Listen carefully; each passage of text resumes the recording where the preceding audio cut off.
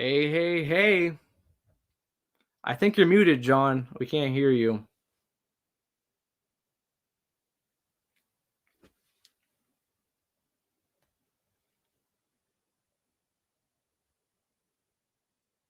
Still can't hear you. It's even on YouTube you can't hear yourself.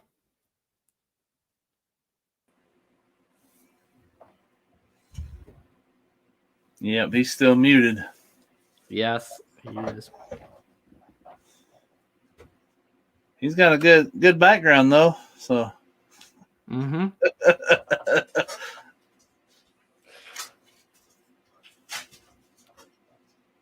See how long? Up there, maybe. Hey, John. Nope, still nothing.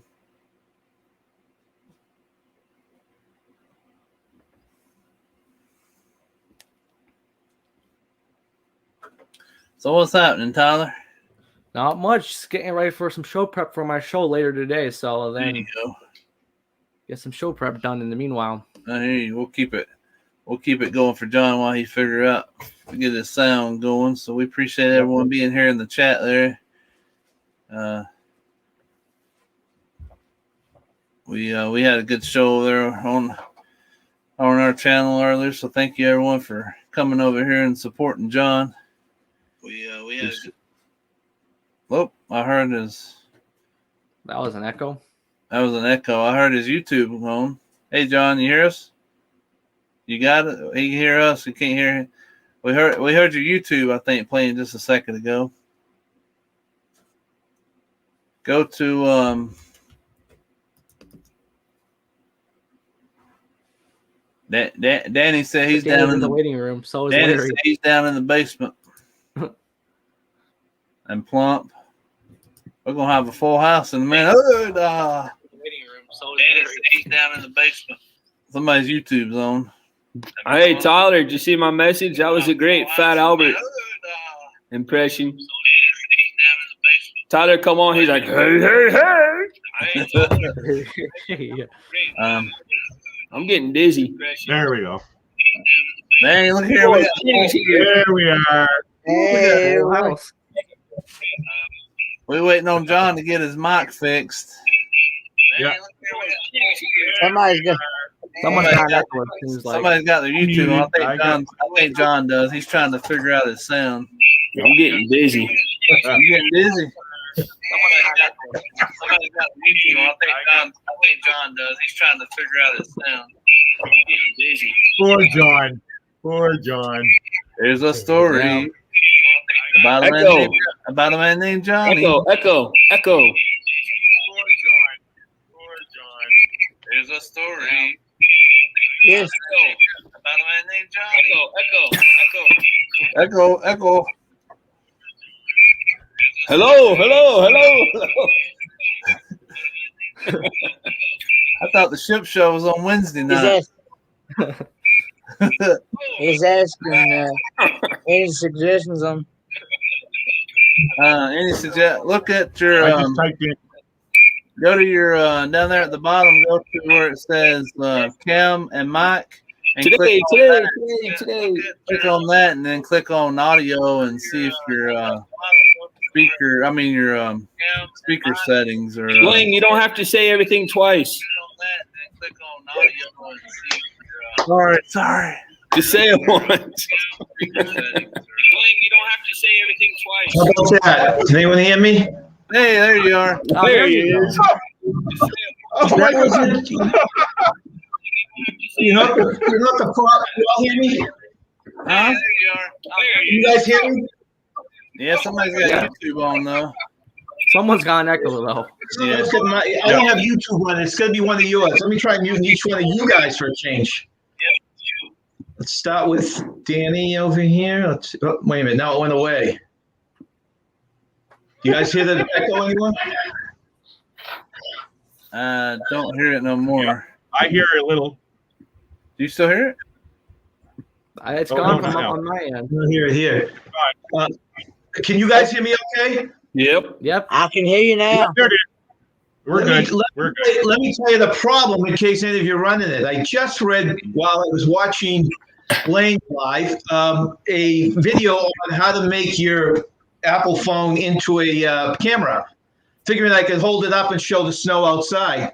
Well, I guess when I was doing this, it defaulted to that device. That's why I wasn't getting it. I had to turn it back to the laptop mic. Okay, So. that makes sense. Yeah. Wow. Well, guys, I'd like to start this out. Thank you very much for joining me. I really appreciate it. Doing this, I did one of these last week, and I'm doing it again at the suggestion of Blaine and Larry. I think it's a lot of fun just hanging out with no papers or agenda in front of me. Yeah. But before we start talking, you got 5 of you up here. Let's start on the top with Tyler and talk a little bit about yourself and your channel, and then we'll move on to just agenda free. So, Tyler, go right ahead. So my name is Tyler, and I run the YouTube channel called The Tyler Show. I publish weekly cruise videos and anything travel related on The Tyler Show. Plus, I have a second channel called The Cruise Junkie, which is strictly for cruise news and cruising YouTube shorts. Try that out. Plus, I have a live show every single Friday at 5 o'clock Eastern Standard Time where I talk all things cruising, travel, whatever is on the agenda. Again, there's not really a set topic list. I have some things in my mind, but who knows what we get into? The chat basically controls the show. So we shall go ahead and see what happens. But again, every single Friday at 5 o'clock Eastern Standard Time. Plus, I got a show every other Sunday at 2 o'clock where, again, it's whatever's on the docket. Usually, sometimes we'll do trivia. Sometimes we'll just hang out. So, again, it's a show twice a week, every single either Friday or Sunday, plus a new video out either on a Monday. So that's what I do here on my channel. Thank you very much, Charlie. And what is your subject for today on your live? Subject for today is we're talking about the Canadian cruise ban. I think Carnival's new protocols that gets released today. And I think gambling on Princess Cruise Line ships. Those are the subjects we have today. Great. Thank you very much. Blaine, if you like to tell a little about your channel. Yeah, so my name is Danny with Griswold Family Vacay. No. Hey, I'm Blaine with Rayleigh Creative Travel. We talk anything from cruising to Disney to RV land-related vacations, and we just love traveling. And we go live on Mondays at 8 p.m. Eastern each week. And every once in a while, like today, we'll do a pop-up live and just hang out, and we just enjoy hanging out with everyone. And thank you for the support to all the supporters and also the creators, and that's what makes this community great. So I enjoy it. So thank you for having us up as well, John.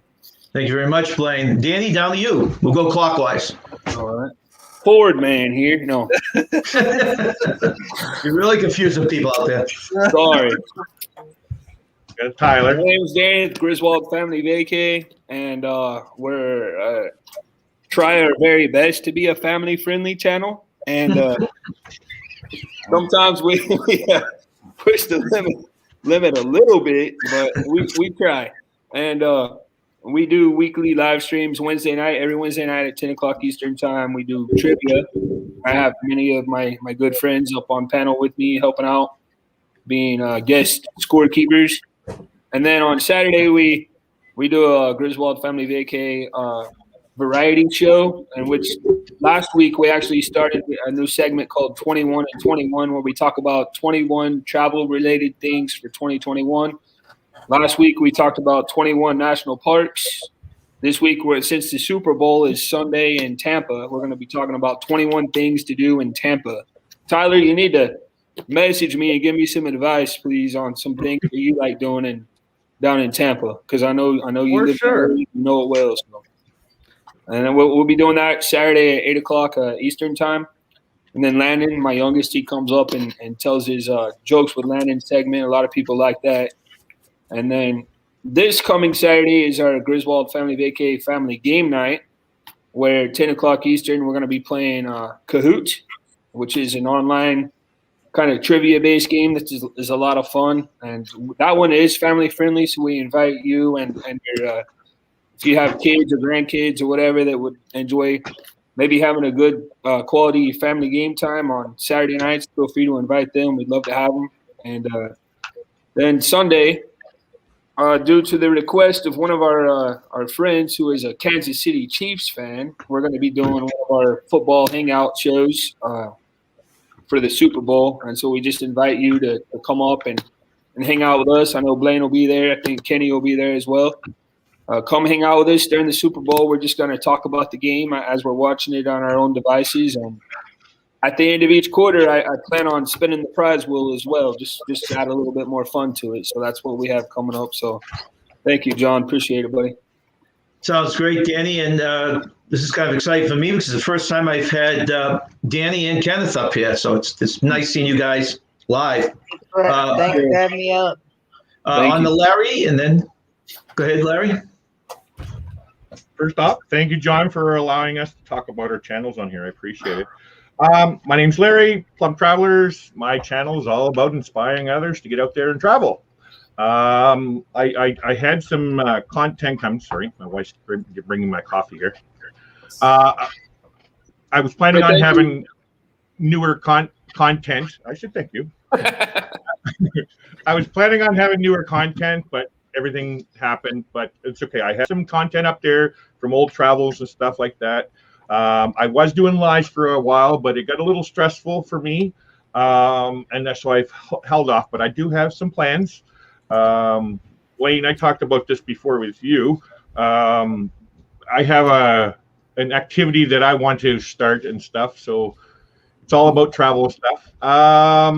So yeah, my channel's all about inspiring others to travel. I will have new content coming out like I wanted in the future, and plus I have other plans. I'm a foodie. That's good. I did follow you. I did follow you on a live just the other day. You were taking a ferry somewhere. I don't know if your mother-in-law's or. Yeah, we're actually going this week coming. We're going down to visit my mother-in-law. It's my mother-in-law's house. Yeah. Okay. Yeah, okay. So it's on the ferry. It's most likely I'll be creating more videos of that ferry, which is all I got right now because that's the only travel content I have is going on this ferry down to Vancouver. But I'm going to try to think up another thing over the weekend here to make it a different angle and make something, maybe go up under the bridge. I actually know one of the captains on the ferry that you saw there, and so cool. I've been on the bridge before, so I might get see if I can get. I can't promise, but I'm going to see if I can get some video from the bridge. Okay. All right. Thank you, Larry. Go ahead, Kenneth. First time I've seen you up here. Thank you for joining us. Thanks for having me up, and thanks for allowing me to be able to talk about my channel. My name is Kenneth Oakes, and I go by Ford Man on YouTube. And I normally just do taste test reviews. Some of it's spicy foods, some of it's exotic foods. I also do Kahoot every Friday night at 9 p.m. Eastern Standard Time. And it's just a fun, family-friendly game. Everyone is welcome. And I also do a panel talk afterwards where everybody can come up and talk about their channel and just have a hangout. And then I do a midweek chit chat on Wednesdays at 5 p.m. Eastern Standard Time. And then I do a late night show on Sunday nights at 11 p.m. Eastern Standard Time, where you can come up and talk about your channel and just have a hangout and just try to keep it family friendly. Great. Thank you very much, Kenneth. I get someone else. We'll let him talk about his channel popping up. Welcome, Arian. Hey, guys. How's it going? I don't give the warning that a lot of these other guys do. You want to talk a little bit about your channel and welcome in? Sure. First of all, thank you for having me up here. That's pretty cool. I just got back from getting a cheeseburger. Thanks, Blaine. And, my channel. Oh, there you go. Hey, I'll take that too. Well, let me grab a hot dog. Hang on. Anyways, my channel's about.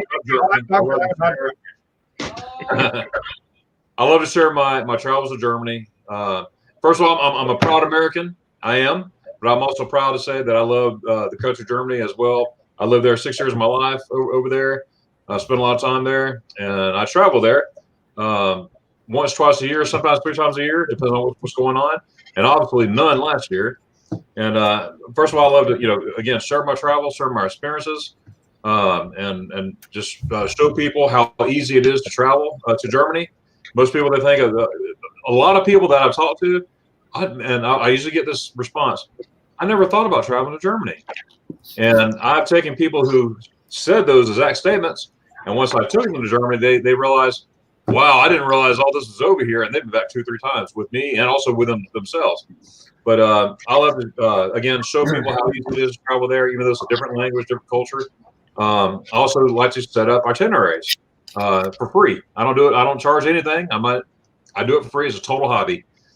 People contact me from all over the world for ask me to set up an itinerary, and what I ask them what their wants are.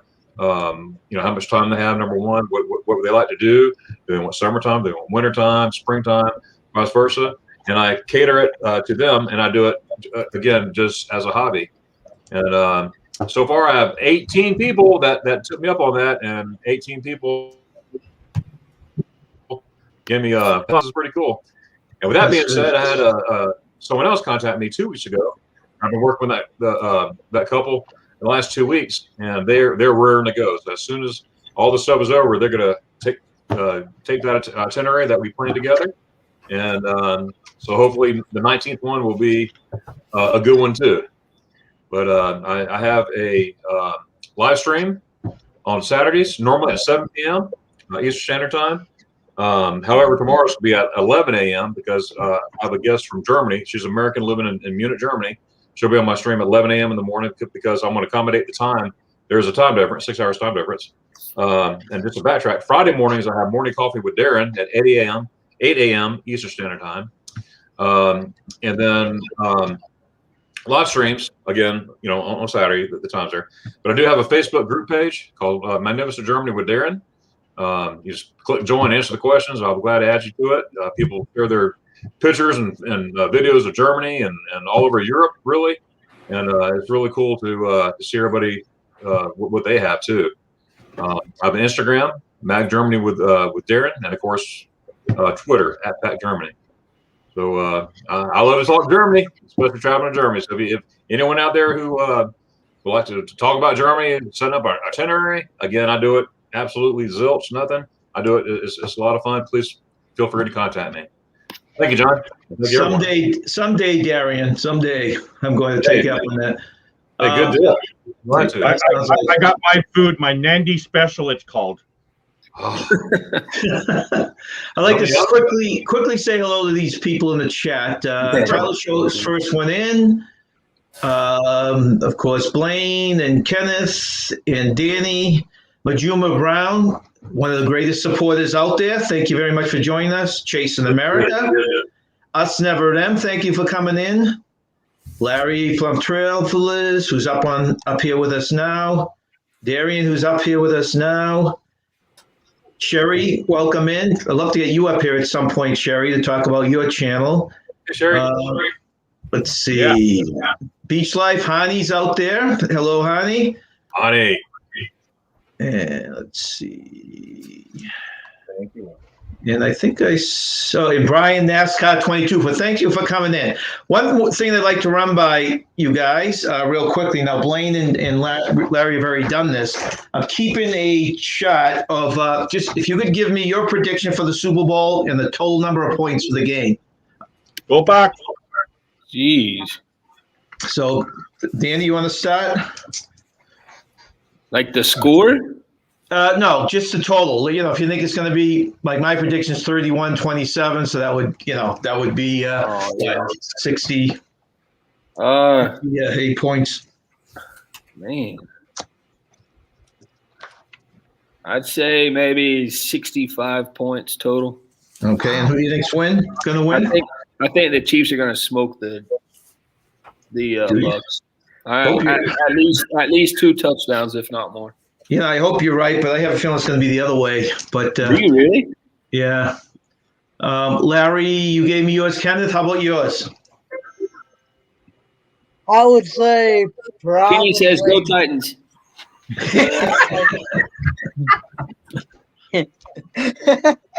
I would say probably 70 70, okay. And who do you think's going to win? for the Chiefs. Okay, KC. Darian? says, go Gators. Go Go Gators. I thought it was called Bama. Oh, let's pray. Darian, you got a guess?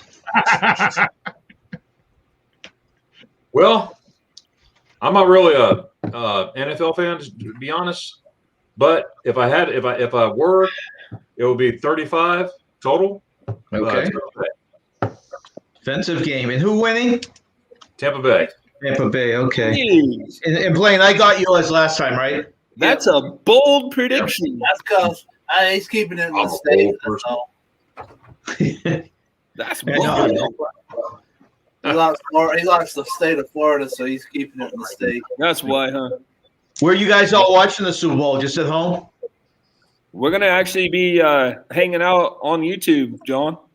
You're more than welcome to come hang out with us. I'm gonna do a live stream like I used to do with the college games sometimes. So Blaine will be up there and Kenny, and I don't know about this guy. He hasn't answered yet, Darren, and Larry and everybody's welcome to us to come and hang out. You're more than welcome to. Yeah, I am watching over my son's house, but maybe if I can steal a computer from them, who knows? Tyler, I do apologize. Tyler, you're in the basement, but I don't have the extended thing. So when someone drops off, then we'll pull you up, okay? But I did get the thumbs up, so at least you can hear me. Yeah, I'm gonna have to leave. I don't have to leave yet, but here in about 10 minutes, I'm gonna have to get off, John, because I have my last class still today.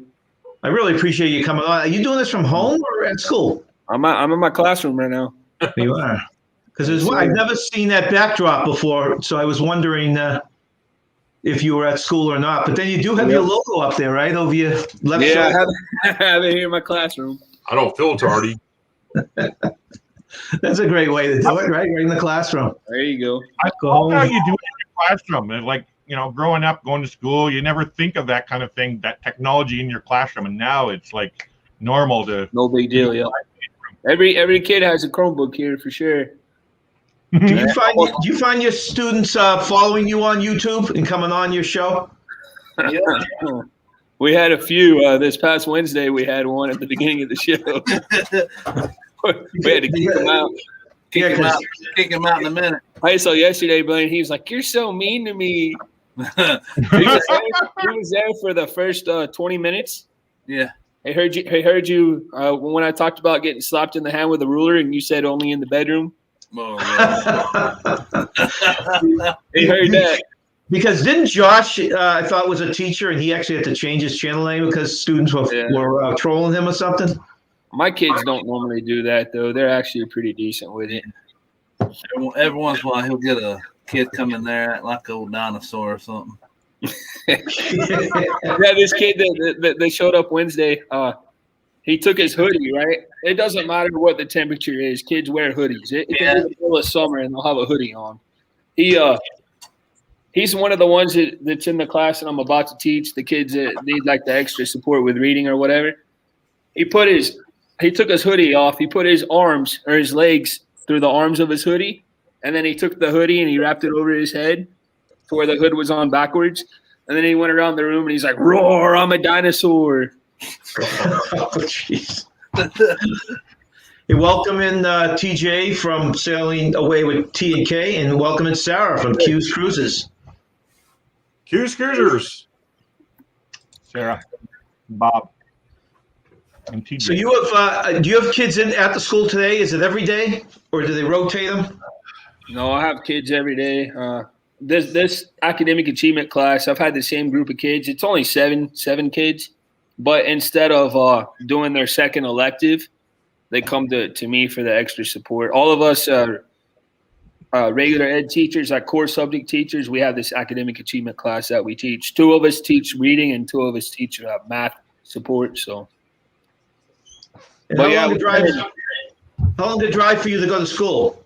How long is the drive? 7 Yeah. minutes from my house. Oh, that's nice. No, it's not bad at all. The Juma likes a sign behind you, Danny. Oh, I'm thank you. assuming she's a Duke fan, or maybe she's just a Griswold family fan. I don't know which one. I think she's talking about the Griswold sign behind the gifts. I hope so. Could be a lot of Duke fans out there. Oh yeah, me and Ronnie. I know for sure. Yeah. Are they having a time?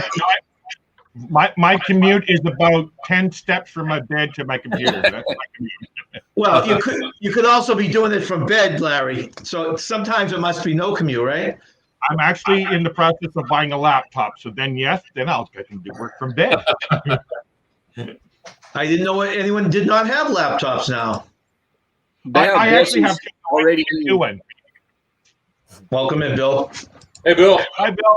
Hey, Bill. No, Blaine, you are wrong. She's a Duke fan. She's a Duke fan. He's a Duke fan. Oh. Now aren't they having a bad year this year? The worst year in, or am I thinking of the wrong college in basketball? No, I'm thinking about Duke. And North Carolina, too. They ain't having a good year either, are they? Ajic reminds me every day about how bad Duke is because Texas is actually having a really good year, college basketball. Yeah, I mean, they're like top 8, or they're like number 8 or something in the country somewhere. Yeah. They're doing really well. Welcome in, NDK.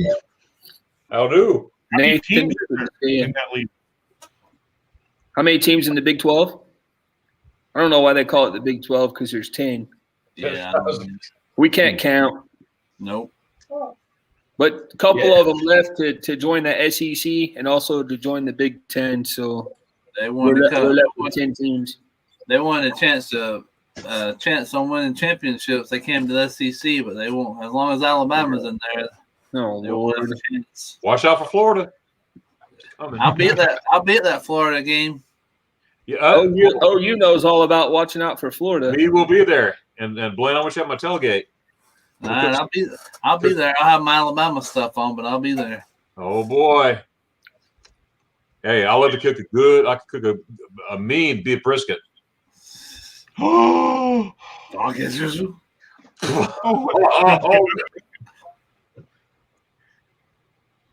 Cool. Mike Leach. Are you guys talking about the Gators? You know Mike Leach, John? Used to coach Texas Tech, and then he's Washington State. Now he's at Mississippi State. Okay. That's his autograph right there. Oh, it is. Okay, I was trying to read that. I've got the tiny little thing here, and with my sight, it's even hard to look at it. Okay. Here's one of Blaine's favorite SEC teams. Or are they Big Ten? They're Big. Are they? What are they? I don't even know. What conference, Blaine? I think Big Ten, right? Louisville. Oh no, ACC. That's right, ACC. I said Big Ten, ACC. Oh, they're ACC. When I said Big Ten, I said no, that didn't sound ACC. That's what it is. Yeah. I couldn't remember either. I'm ready. Didn't see the comment, but somehow Sarah's messing with TJ on Brady, but I didn't see the early comment. Blaine, what do you think? Oh, I like the helmet. Looks pretty good. But I I don't tell know you how what, much. Not sure how much it will protect you, Darian, but it looks nice. hey, you know You why? going to Duma? Hey, you know why people go play at Alabama, don't you? Because this is what we make. I love this guy. Yeah, they could get into Florida, so they got to go to Bama. Where would you ever get a thing like that? No, that's pretty good. Where did I get that from? I can't Where remember. would you find something like that? Some little birdie gave it to me. Mm. You remember when he got that, Darren? I do. Hey, John, do you like college football? Yeah, I'm not as big in my college football team. The guys all laugh at it. It's basically Boston College. Boston College is cool. You know what? That's the biggest thing we have around here. Boston College, that's good because you know what? I pull for them every time they play Florida State. Anybody that plays Florida State, I'm a fan of the day that day, and I'm trust me, I'm rooting y'all on. Absolutely. So one day a year, I can count on your support, Darian. Sounds like You got that right. that's good. Because they got no support with the Red Sox and the Celtics and all that, right? Is that why you're saying that's all they have there, John? John, this is what Boston College is all about to me, buddy. The man in the red bandana. There you go. Nice. That's an excellent You story. heard that story? Yeah. I haven't heard the story. No, go ahead. That's a great story. It's too long for me to tell you right now, but we Just put a over- video out about it in September. But anyway, It's all over YouTube and stuff. So it's about this kid that played lacrosse at Boston College. His name was Okay. Wells Crowther, and he actually ended up he was in the Twin Towers, and he kept going up and down. His dad was a fireman, and he was a volunteer fireman. Anyway, he ended up passing away from saving lives in the Twin Towers. His name is Really? Wells Crowther, and so every year they have at Boston College they play one of their games is called the Red Bandana Game. So they wear special uniforms that have like a red bandana pattern on them, and it's in honor of him. And every year they do like a 5K race there at campus, Boston College, a red bandana run that's in his honor. So it's a really inspiring story. That's very cool. I've never heard that. That's what I do every year as my lesson for 9/11 with my kids. Is I do that lesson. I actually found out about it from watching one of those. On College Game Day they do like those featured stories. It was one of those one time. I just took it and I adapted it into a lesson for my classroom. So I've been doing that for the last 5 years. That's a great way to do it. Throw current news in and put a good message down there. Right. I just chat on my left channel or on my left screen here. I didn't realize on that bandana it had the Twin Towers, and now I just saw that. It's like, oh man, that's Yeah. awesome. It's I'll show you real fast. It's got the Boston College Eagle right there, and then it's got his last name and his lacrosse number right there, 19 Crowther, and then got his volunteer firefighter helmet. that's all right. And then the 9/11 Never Forget. So, yeah, one of my friends actually got this for me from the 9/11 Memorial Museum there. Really cool. And then Definitely cool. they have a kids book as well that goes with it, and I'll read that to them. So, yeah, So he played lacrosse, Danny? yeah, he played lacrosse at Boston College. My niece's husband used to play professional lacrosse. He was a backup goalie. I think it was New York's team. Oh, yeah, that's cool. This is the kids book. Yeah. Oh, it's a whole book about it. Cool. Yeah. In the chat, welcome in Eric B. And I'd like to tell everyone, if you could throw in your prediction for Super Bowl Sunday, what team will win, and your total points. I'll go back to the chat after. I'm trying to keep a log of it, and I will publish whoever was closest on our Facebook page. But the total number of points scored in the game and who you think will win. We would appreciate that. Thank you very much. Hi, Eric. Let's see. Eric B. Peace. So I guess the rest of you, you want to fill in where you're going to be spending the Super Bowl real quickly? I'm going to hang out with Danny now that I know he's going to have a live feed because I don't have cable. So That's where I'll be.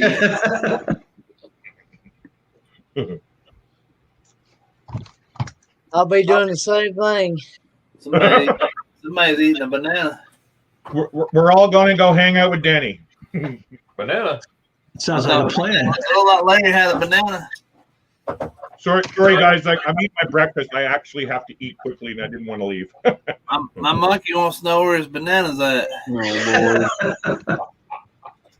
My wife had a monkey like that. I think those are the ugliest things. They're a big brand, right? Blaine spends a lot of time playing with his monkey, that's for sure. Yeah. I'm in the wrong chat. But he's always happy. He's always happy. He is always happy. He must have good behavior, Blaine. Hey. Eric, let's see, 58. So where are you going for dinner, Danny? It's like I'm getting dragged around like a cat with yarn in front of me. I have no idea still. It's all up to his daughter and her gymnastics friends, I guess. I don't know. I just hope I don't end up waiting around with them all night and end up not eating dinner. That would kind of stink. It's too bad that I'll be in Dallas too, but just a week ahead of time. Let me see. I leave the 14th. I come back on the 14th. You're there the following weekend, right? Who's that? You and Vizzo? No, he's coming here to Oklahoma City. Okay, he's also Right. going to be in But the. he'll be down there that next week. Yeah, for Yeah. yeah. He's coming to Oklahoma City today. Oh, So I today just have is. to drive about 20 minutes to meet up with him. That's going to be nice. You guys how many of you people have met other YouTubers? I know, so I'm looking at, Larry hasn't, Blaine and Danny have, and Darian. I know you three got together. Yeah. And I met Raf about 3 times now already. And met Papa Mozo. So far from me, I'm finding out that I will be meeting Papa Mozo in Grand Turk. That's He's on right. a different cruise. He's on a different cruise than I am, and we're both getting in on February 4th, 2022. He's getting in an hour before me, and I thought that was the coolest thing ever. Yeah. That is really cool. And I went camping. With that, Oh, sorry. Go ahead, Larry. I've never been there. I think he said he's never been there, and we're going to meet up in a country that we've both never been to. That's pretty On cool. different cruise ships. That is so cool. That is. None of you guys going to Mexico, right? Eric's saying he's meeting a bunch of people in Mexico in a couple of weeks. No. None of you have done that trip, right? Nobody from Canada is going there. I've been to Mexico several times, but never Cancun, and I won't be going there. Poor Larry can't even get to New Mexico. Larry's still trying to get on a cruise ship. Was that John? You're still trying to get on a cruise ship, for Pete's sake. Yes, I still am. Anywhere. I guess the ferry takes a little bit of that up. It does. It does. Yeah. Danny, you've met Johnny and Kelly, haven't you? Also. Yeah, we went camping in Branson with Johnny and Kelly in September. Yep. No, were you part of that, Blaine? Nope, I wasn't. I met. You were asking. I met the BRV and Mike and Teresa, and I met our Epic RV Adventure in person. I've met Alana and Rafael Zangano. I've met them, and I met the Six Traveling Shorts, and of course Danny and Darren, and trying to think who else. RV Kids TV. Yeah, I met Rocky with RV Kids TV. Mm-hmm. Hey, John, we will be meeting in October of 2022. If there's cruising, then. Well, I hope so, because I have a cruise in January before that, and that better go. Yeah, I'm hoping. It's scary, but there's a little positive signs on the horizon. But I don't see anything major happening till the end of this year, anyways. I like TJ's comment. He's right about that. Close up this one here. Yep. Close I'm getting to leaving the country this year. World show. I used to kid people out there. Yeah, seeing all the countries. That's the way I'll see Germany. Yeah. There you go. Actually, they did a pretty good job. Epcot did a pretty good job with Germany. I was impressed with the special I had there. The noodles and bratwurst. It was very authentic. I was really surprised. Yeah. That is one of the best pavilions there, especially that place. I don't know the name, but it has the dinner and the show. Right. The buffet. I gotta head out, guys. I got class in 2 minutes. So thank you so much for having me up, John. It's great hanging out with you guys. Thank you very much for joining us. See you guys. Have a good day. What you do as an educator. What? Thanks for what you do as an educator. Oh, thank you. Appreciate it. All right. See you guys. Have a good one. We're taking this place. We're going to bring Tyler, poor Tyler, who's been waiting in the basement. Hey again. Welcome back, Tyler. Somehow the computer kicked me out, and so. See what happens, huh? Put you right down below again. That's So you're from Florida, Tyler? Around Orlando? Yes. Orlando. Where in Orlando? Winter Garden area. Okay. Now I lived in Altamont. That's my last place I lived in Orlando area. And of course I lived in Winter Springs. Right off Summer Run 436. Right there. Mm-hmm. Yeah, and there are thousands of times. There you go. Well, I worked at the Orlando VA, which is over there by Baldwin. And now they're moving over there off Alafaya, off Alafaya at UCF. Yeah, because they built a whole new Mhm. VA hospital there. Awesome. Yeah, they're building crazy over there. Yes, they are. Winter So Tyler, Garden, how many cruises do you take a year? Is it more than a couple? Usually pre-COVID, maybe 2 or 3. But last year, I should say, hoping up, I was about to save all my money. We're gonna go do every single cruise line, but that didn't happen. So about 2 a year usually. Do you jump on last minute, or are they all pre-booked? Depends. Most of the time they're usually 6 months out, but sometimes they're last minute. All depends on the cruise. And you're basically an RCL, right, for the most part? Yes.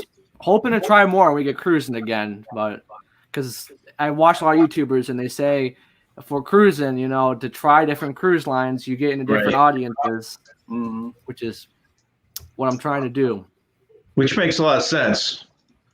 We're booked for a Carnival cruise in 2022. It's the only one that we booked out. And the last time I was on Carnival, and this is going to be a sad thing to say, was 30 years ago. So, in fact, they're talking about the Mardi Gras. I was on the original Mardi Gras. Oh, the original one. So, but yeah, most of I hope to see that ship, and the redone one, hopefully sometimes in the following weeks in Port Canaveral, but who knows?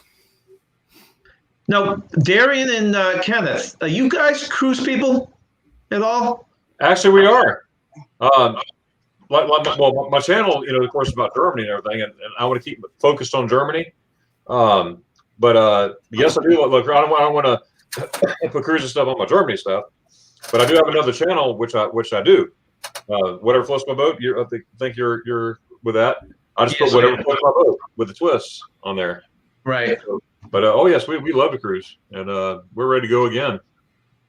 That's great. And you, Kenneth, how about you?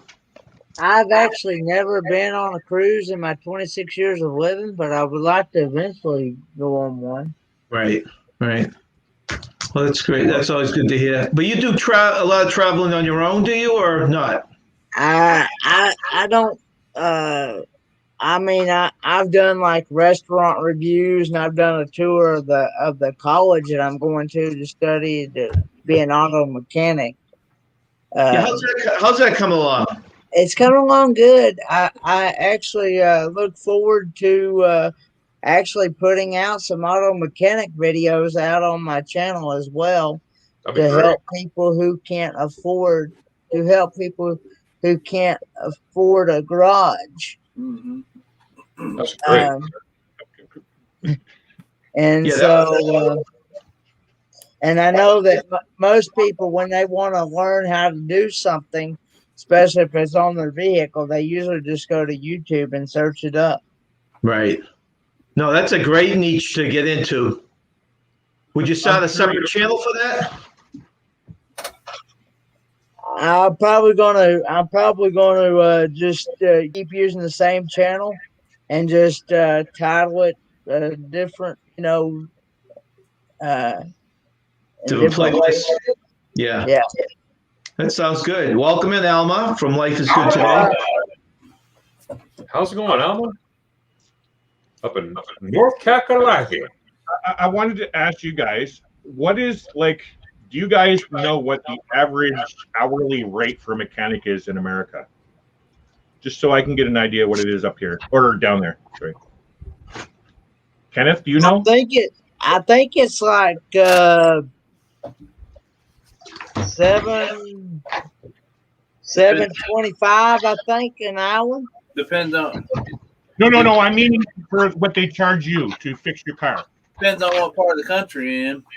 But yeah, you can. I don't know. I can't remember. A lot of give you an times. idea. Here in Canada, it's between $90 and $120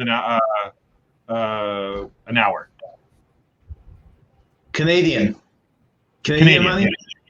Yes. That's just labor, not including. So if I go to a garage and I need my alternator fixed, it's locally here it's $100. $100 an hour to fix my alternator. Minimum. So what would an oil change be? I just had my oil change done. It was $60. So that probably comes out about. I think I paid 55, but I you're paid talking 45 yesterday. I'm 45. talking Canadian. Right. So yours is probably a little less than that. So it's probably right around the same cost. Yeah. So Okay. That a sounds lot about of right. times in the U.S., like I said, it depends on where you're at. If you're in a bigger shop or a smaller shop, but you can pay anywhere from $80 to $125 an hour, give or take. I mean, I know that's a wide range, but that's because some shops are bigger, some are small, and they don't charge as much because they don't have as many people to, We have a thing called Canadian Tire. I'm sure you guys heard of Canadian Tire here in Canada. It's a national chain, and they have garages in there.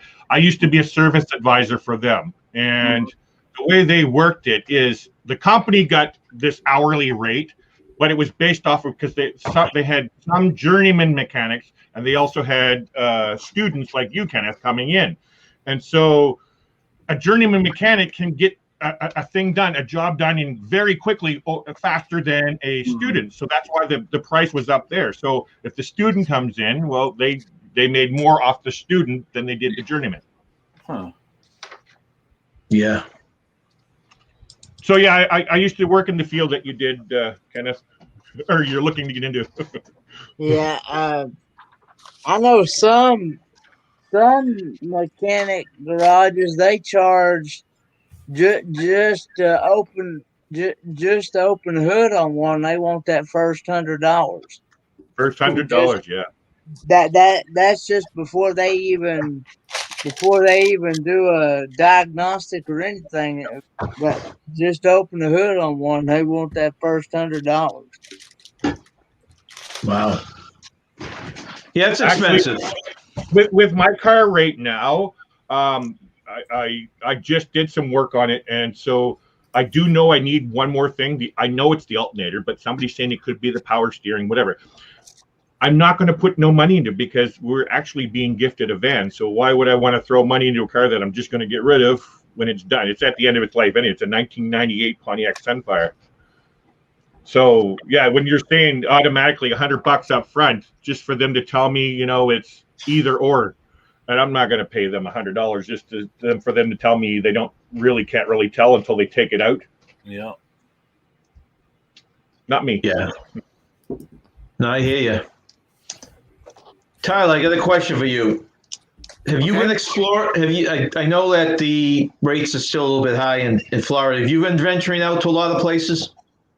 Oh yes, not recently because we got school coming back, but I try to every month go to Port Canaveral, so that's my goal. But theme parks, again, all of our passes have expired because it's the beginning of the year. So as of right now, we don't have theme parks passes just because we're not because of the pandemic or anything, just because focusing on cruising. So it's not worth our time to pay for air theme park passes. But yeah, I'm venturing out, heading to Port Canaveral about once a month. So hopefully in the ship spot about at once a month. So that's what I'm venturing out trying to do.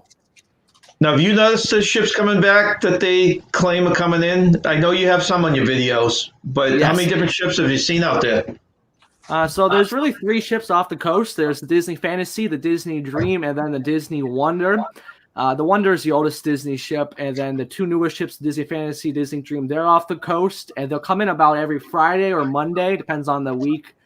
But luckily, last week, Royal Caribbean had their Explore the Seas and the Lure of the Seas back in Port Canaveral for some top secret thing. I don't know what it was. I'm going to talk about it in today's show at 5 o'clock, but they basically had these ships in port, and they were loading on big cargo containers on board the ships. So they came over to Port Canaveral when they were in port for like 3 days. So it was a great opportunity to ship spot them. Have you seen the Mardi Gras? Because I heard that's leaving out of Port Canaveral, and they were that's supposed to be actually the not Naples. even coming to Port Canaveral yet. She's currently still in Barcelona. Oh, really? So we're waiting on her to come. Carnival Cruise Line's brand ambassador John Heald, he said that it is coming later this month, but at the same time, I believe her AIS coordinates that she's still in Barcelona. So I personally, again, if she's not leaving in the next few days to head over to Port Canaveral, she ain't going to be here probably till at least April or something, because it takes at least 14 days to do the transatlantic to Port Canaveral from Barcelona. Now, I don't want to knock the top off any stories you breaking stories you're doing, but if you're not covering it, have you heard anything more on the test cruises? Yeah, so actually I got an update. This is breaking news. This was happening today. The CDC has responded to people who've been pressing about these test cruises, and this is actually breaking news. Again, the CDC has not provided technical instructions, which is this why the test cruises can't happen, is because the CDC has not done one of their their simulation or technical instructions for these test cruises. They haven't publicly put out these information. So according to the CDC spokesperson, because the cruise press has been asking why hasn't there been no test cruises to the CDC, and the CDC says, yeah, we don't have any of the technical instructions made yet. So the CDC is basically stalling. But luckily, due to all these media pressing for these information on test cruises, the CDC said, okay, we're going to be able to put out the technical instructions for the ports and local health authorities in the following weeks. So who knows how long it's probably going to be again. Now it's probably going to be till like June until we start cruising again, because the CDC does not have the technical instructions for the port and the local health authorities out yet. Well, you're talking the parameters are going to come out. So let's say all that gets put out by the end of February. Then you have a month of test cruises that you have to do, correct? Yes.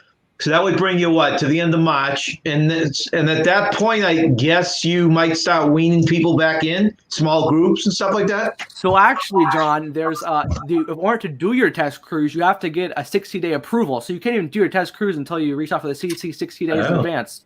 Okay. So it'll probably be till, I don't know, June until we start seeing these test cruises happening, because it takes over 60 days for them to get approval from the CDC. That's what the framework for conditional sailing says. You have to get 60-day approval before you even conduct your test sailing. So the time frame of late fall for some kind of legitimate cruise is probably still accurate right now, I would imagine. Yep. Is that what you're looking at? Okay. That's good to know. Thank you. Tyler. Welcome. I'm looking at this vessel finder, and it does say Barcelona, but it's saying expected to arrive there on February 10th at 6:30 a.m.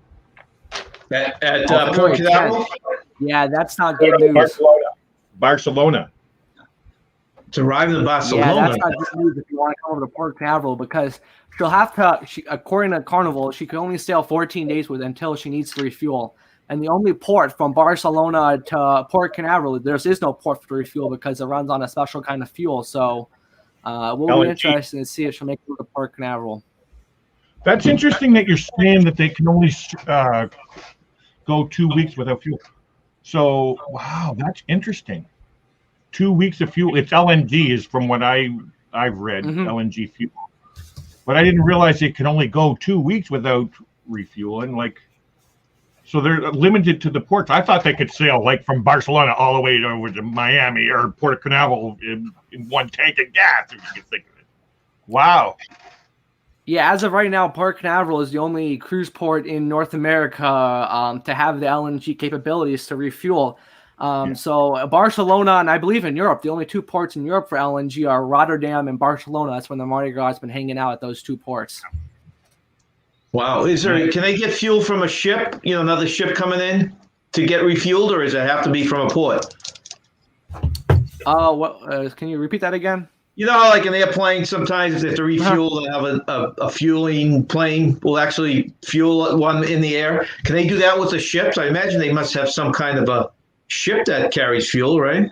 Yeah, so the way cruise ships are refueled is they're, of course, refueled by barges, so they can't really do them out in the middle of the ocean, just due to the safety concern.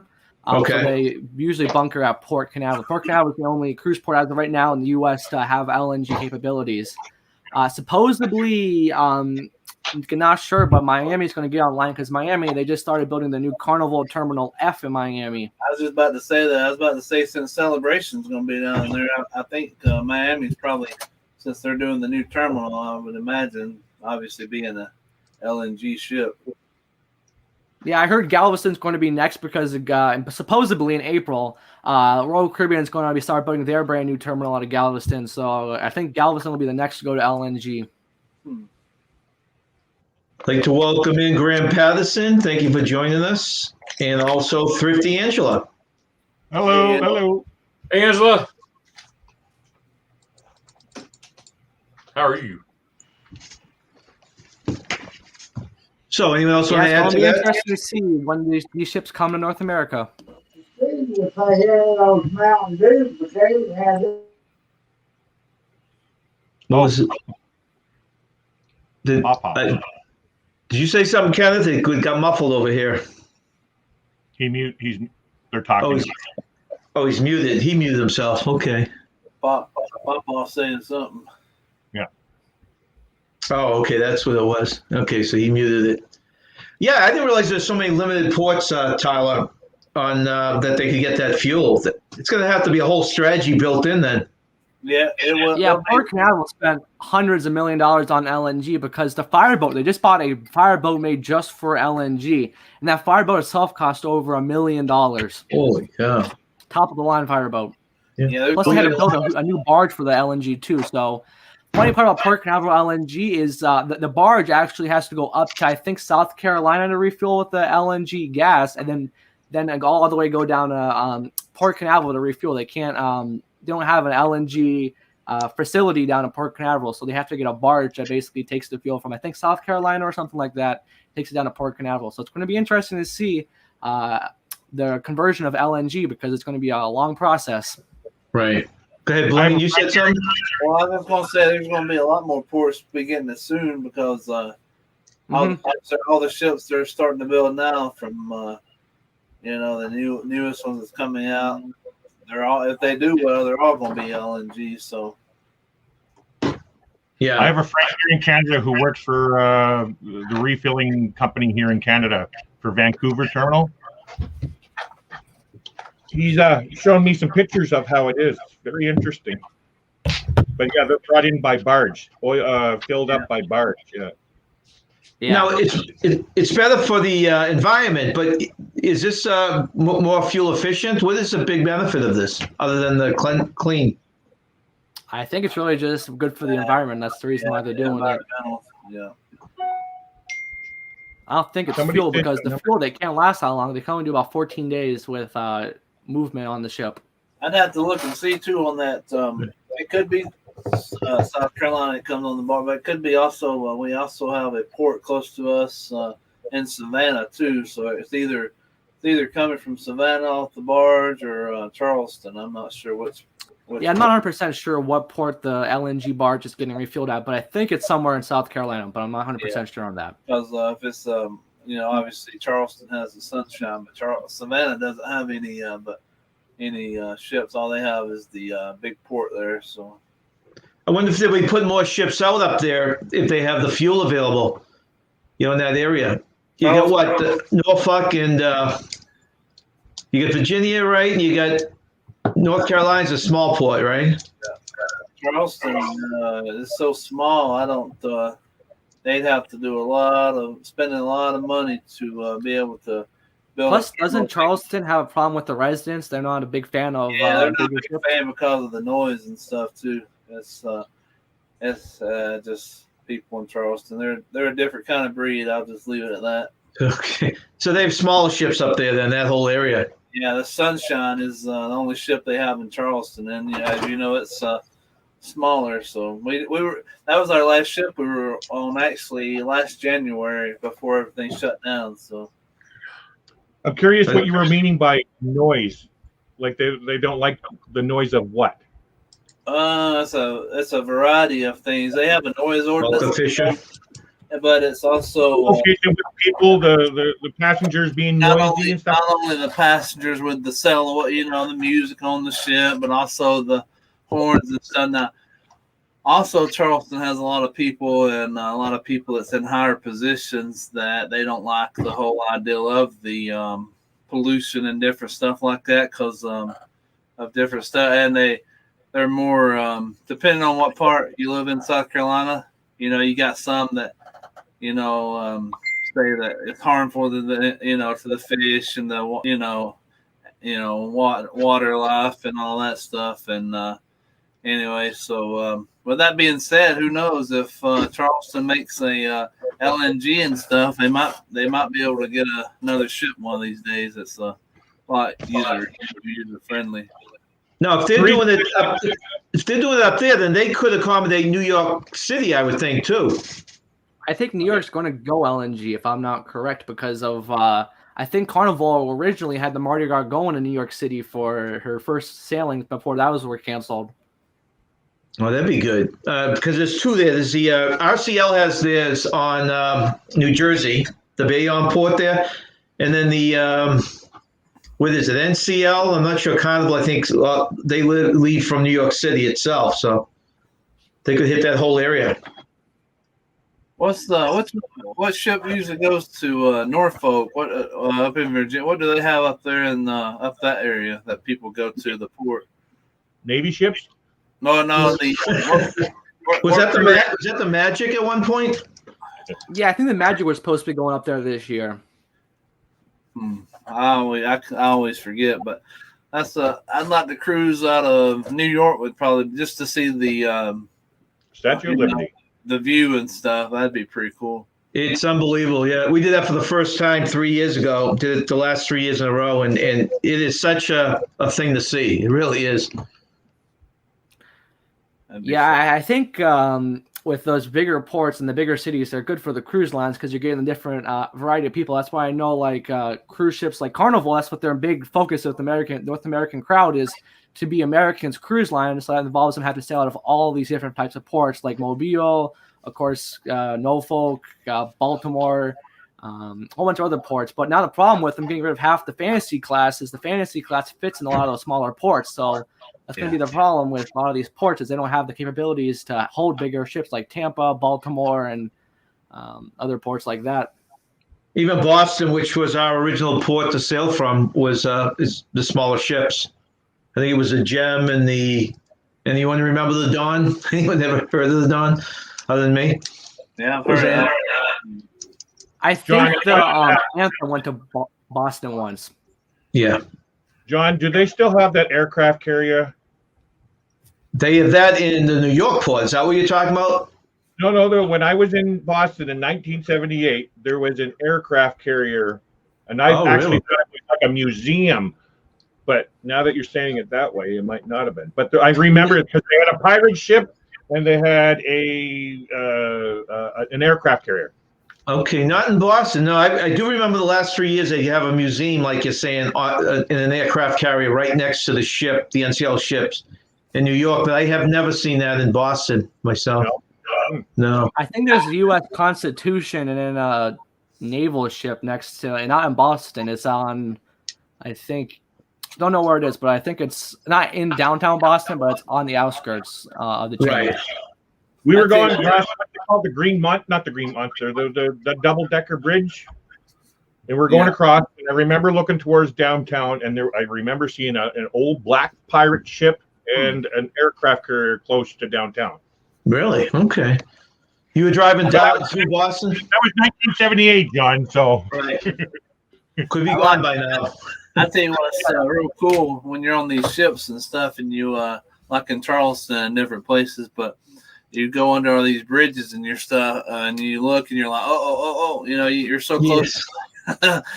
But you Vancouver port. I've never been on the cruise ships here, but I've seen video coming out of the Vancouver port over the Lionsgate Bridge. You come pretty close to the bottom of that bridge on the cruise ships. The only one in Florida, I think, that has that issue is Tampa, right? Doesn't Tampa have to have smaller ships? Tampa's the only one that has the bridge issue. I think Jacksonville has an issue with size of ships, just due to the channel. But yeah, Tampa is the only major seaport in Florida that has height requirement that you can't go above so many height because of the bridge. Do they have to time the tides with that too, I wonder? I don't think so because the ships are small enough, but because I saw that Tampa twice and we didn't have a problem with time because timing was different each time you sailed underneath the bridge. But it's definitely a height requirement for Tampa because they can't bring bigger ships other than I think the Radiance class is the biggest ship that sails out of Tampa. We went on Spirit one time, and I want to say I swear it was when we was in Los Angeles. Anyway, we went under a bridge while we were out there and going to Mexico. I forgot what it was. Anyway, it's pretty cool when you go under those bridges, though. Yeah, like you said, you swear you're going to scrape them. Yeah, it's like, I know, it's like, wait, we're going to make it. Wait, you got like 2 feet, it looks like it's so close, but it's probably further away than you realize. But Still looks If you're looking close. for a good video, there's a video on YouTube. I think it's like Royal Caribbean Oasis of the Seas going under the bridge in Denmark, and it only has like a foot of clearance. It's crazy. Wow. And best of all, it was on Halloween night too. It was really interesting to watch. It was a really cool video. 1 foot of clearance from the top of the smokestack to the bridge. It was crazy. You figure the ship could list a little bit, pop up a little bit, and catch it. I don't know. Yeah, I know. If that water goes up just a little bit because of the wave, I was like, oh, there you go. Whoops, that'd be funny. I'd love to take the port in. I think it's New Orleans. Is it New Orleans, the one you go down the Mississippi River? What's the one you actually take the Mississippi for a while before you get into the open ocean? Is that New Orleans? I thought that's what it was. Yeah, Mississippi. I think so. That would be cool. I'll be there in 2023. I'm looking forward to that. New Why, is that Orleans. where that's going out of? Wayne? 2023, the vloggers. Vloggers? Yeah, it's going on in New Orleans. Oh, I forgot about that. That's right. It does go out of there. Okay. Are you on that, That's John? I'm not. No, I haven't booked anything else yet till I see what's going on. Actually, no. That's in January. You don't do early cruises. You only do fall cruises. No, you're right, though. That's what I like to stick to if I can. I'm actually thinking about it, Blaine, also. I'd like to do that. And now that I'm doing what I'm doing for my job, I think I have a better chance. Yeah, that's true, Larry. Let's see, two of you are travel agents. You must get some kind of perks to try and get you guys to go on these cruises, don't you? Do they try and promote those? I haven't been doing too much of my. I started during the pandemic too, so I'm taking it easy. Even though I've done probably 98% of my training, so I'm waiting until everything gets open. But do they try to get you? Do they try and get you guys to go on these cruises by so they can talk about them? I would imagine probably bigger, like Sharing at Seas and the bigger ones that probably, and like Jenny and the ones that probably do hundreds of bookings a year or something. But maybe eventually they probably. I know they do have travel agents that go on there because you see them. You go out to California when they're about to open up or unveil a new ship, and you see all these travel agents and YouTubers and all that out there. So. Right. I think back in the day, earlier last year, I should say, I think Royal Caribbean was going for the test cruises. They were inviting a whole bunch of travel agents on board, but that looked like those plans fell through with the travel agents on board. Well, it was just more of a tour, right? Like a 1-day thing. It wasn't. I think it was for the test cruises, like the one of the CDC posted. I think they were originally reaching out to travel agents. Well, Okay. That's cool. Yeah, Sharon at Sea, they did it out of New York. That cruise. What was it? NCL? That one in New York. It was like 2 days. I forgot how many days it was, but yeah, I didn't think that ship even left the dock. Yes, that's what it was. Yes, it stayed in port. Yes, stayed right there. Yep. Now, to you two TAs, you take your course. I guess you're both taking it probably online. Yeah. Do you then have to take separate courses for, say, Disney and each cruise line, or it's not all covered, right? No, I did all my Disney on land, like Disney World. I didn't do any Disneyland just because I'm not familiar. I've never been there, but I've done Disney World cruise. Training and stuff. I completed that. So. I'm sorry. Do you have to take an actual course and then pass a test to be called, say, a Disney? It gives you you watch tutorials and stuff, and then you might have 8 questions, 10 questions, whatever. You gotta get like 70 or 80% on each one. It's like a school. I just did Princess last night. The first thing on Princess last night, I got 90%, and I got one wrong.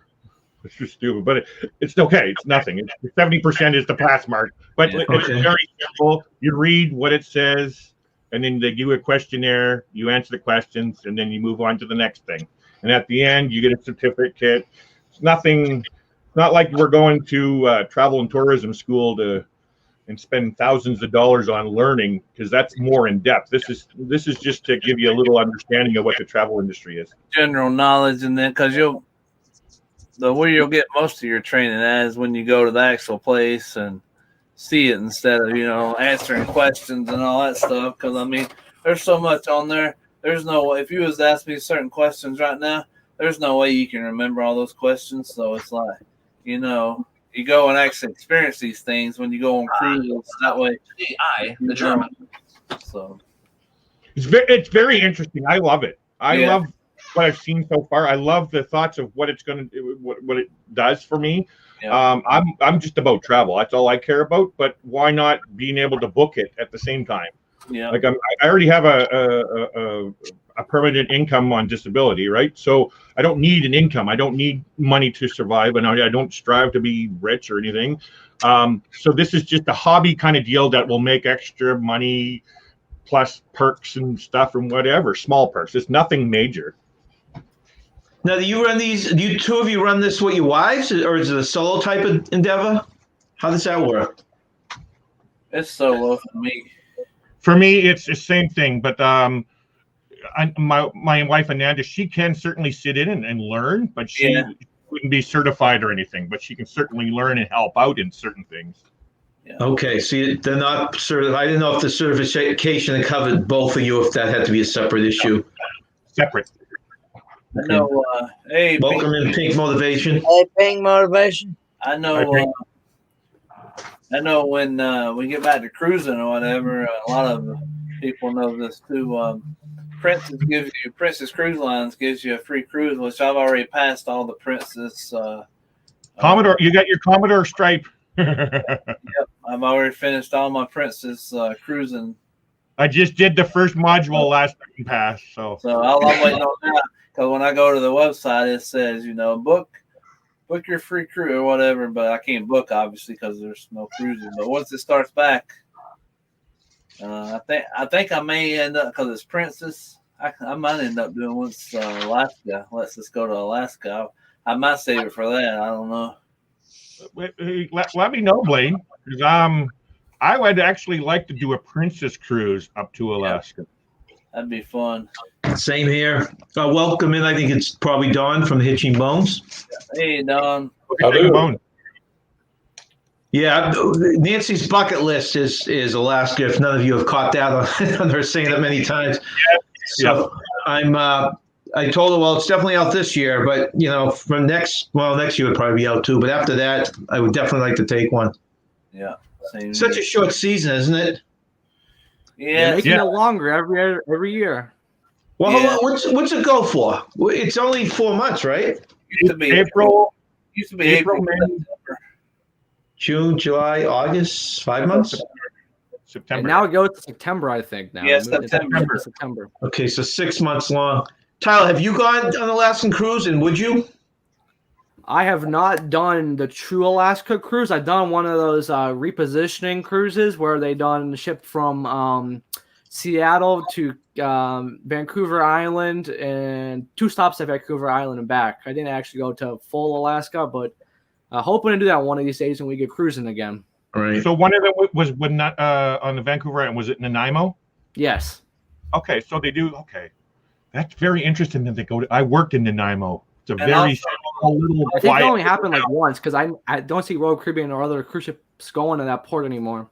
Well, I've heard of others going there, and I've actually seen photos of the cruise ship going there. But I know this town is very, very small, but interesting. Hey, yes, what might be not interesting to you could be interesting to everybody else. Like me, I worked there. It was a really small, quiet town. I think speaking of cruises to Alaska, I think September. The second week, I think once the second week gets there, it may even be the first week, but second week's the limit or whatever. They don't go into much further into September because of the coolness and snow and everything, the iceberg, glaciers and all that. But it's mainly rain. I know. Like we went there to Canada. We did a train ride, and that was a big hit. Most half of the ship, or there were tons of people from the ship on that train ride up there in Nanaimo. It's cold, like you said. If it's raining, it's cold. That's the last thing you want to be. If I could say this to you guys that are coming up from the south, okay, warmer places, it'd be very cold for you, but in a Canadian sense, it's not cold. But the reason why I'm saying it, I come from the east coast of Canada where it's really cold. So my body temperature is accustomed to really cold But when I go to someplace warmer, it's a little bit warmer, right? It feels colder. Yeah. So for you guys coming up from a warm place, that warm temperature is really going to feel colder than what it normally is. Shoot, I love it. You just wear layers, like a t-shirt, a hoodie, and then like a thin little rain jacket. Then you peel them off in layers. It don't matter. Darren, he'd still be in his flip flops. Well, he's used to Germany, so that's kind of like the same kind of climate. Kind of. You got mountains. Right. It's the mountains making it cool. The cool. Flip flops and my gator hat. Got to get that in there. I actually like that Gators. Who was it? Brad from Midlife Crazy. He plays that thing for Anthony.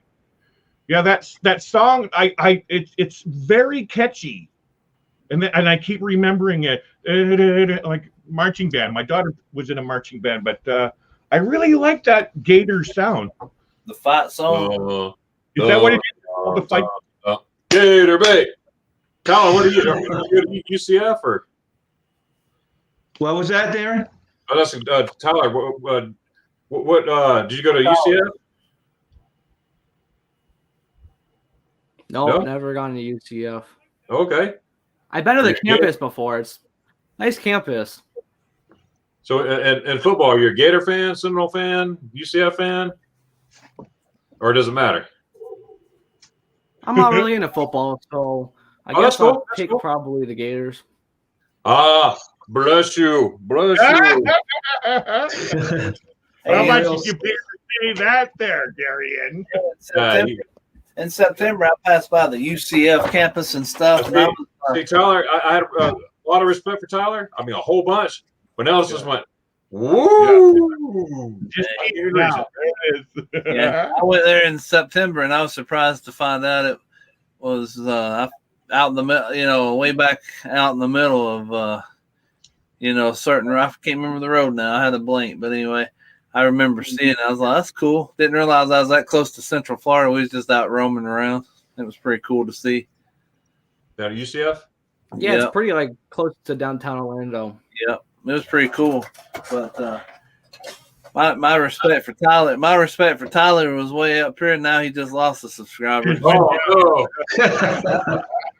Talking about Florida. Tyler, I'm still with you. Go Gators, Tyler. Dang. I mean, I'm not into football, but I mean, at least we got a okay football teams. We used to have terrible football teams, but they're better until they met. And they're no whatever other team, but they're. There's the ugly monkey again. Until they met our monkey. Hey, you guys got to have like a scarf to go along with it. You got the scarf? Come on, let's see the scarf, Darian. Little pom pom. Yep. I don't have the pom poms. I don't have the pom poms. The hand, clap hand. Yeah. My wife has the pom poms.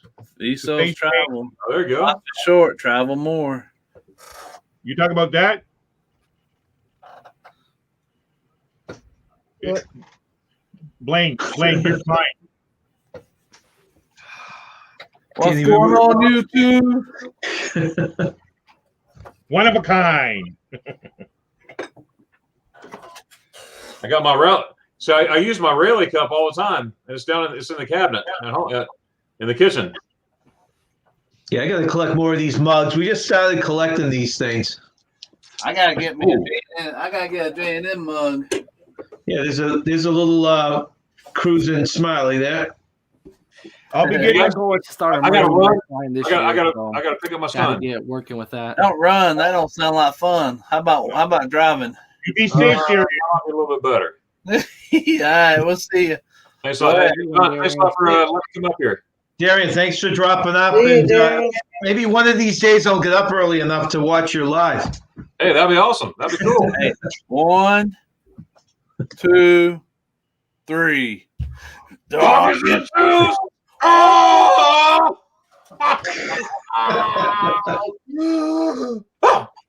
Later. Awesome.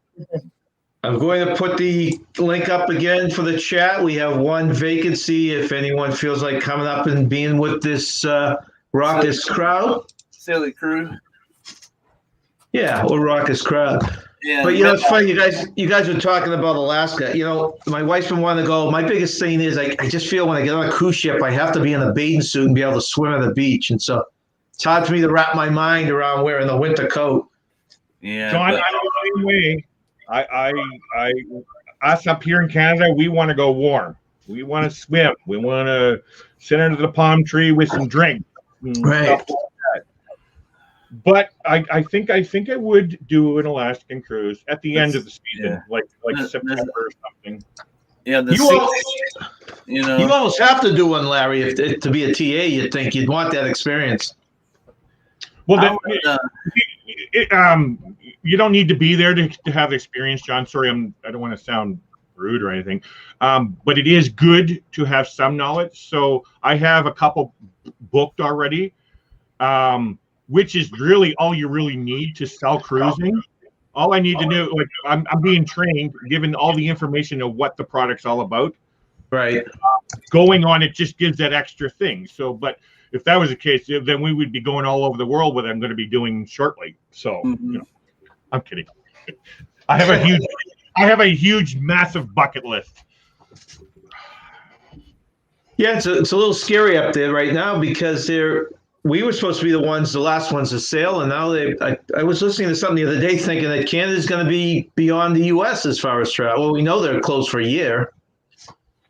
Yeah, we're even banned from going anywhere south or like anywhere the Caribbean or anywhere Mexico, anything warm.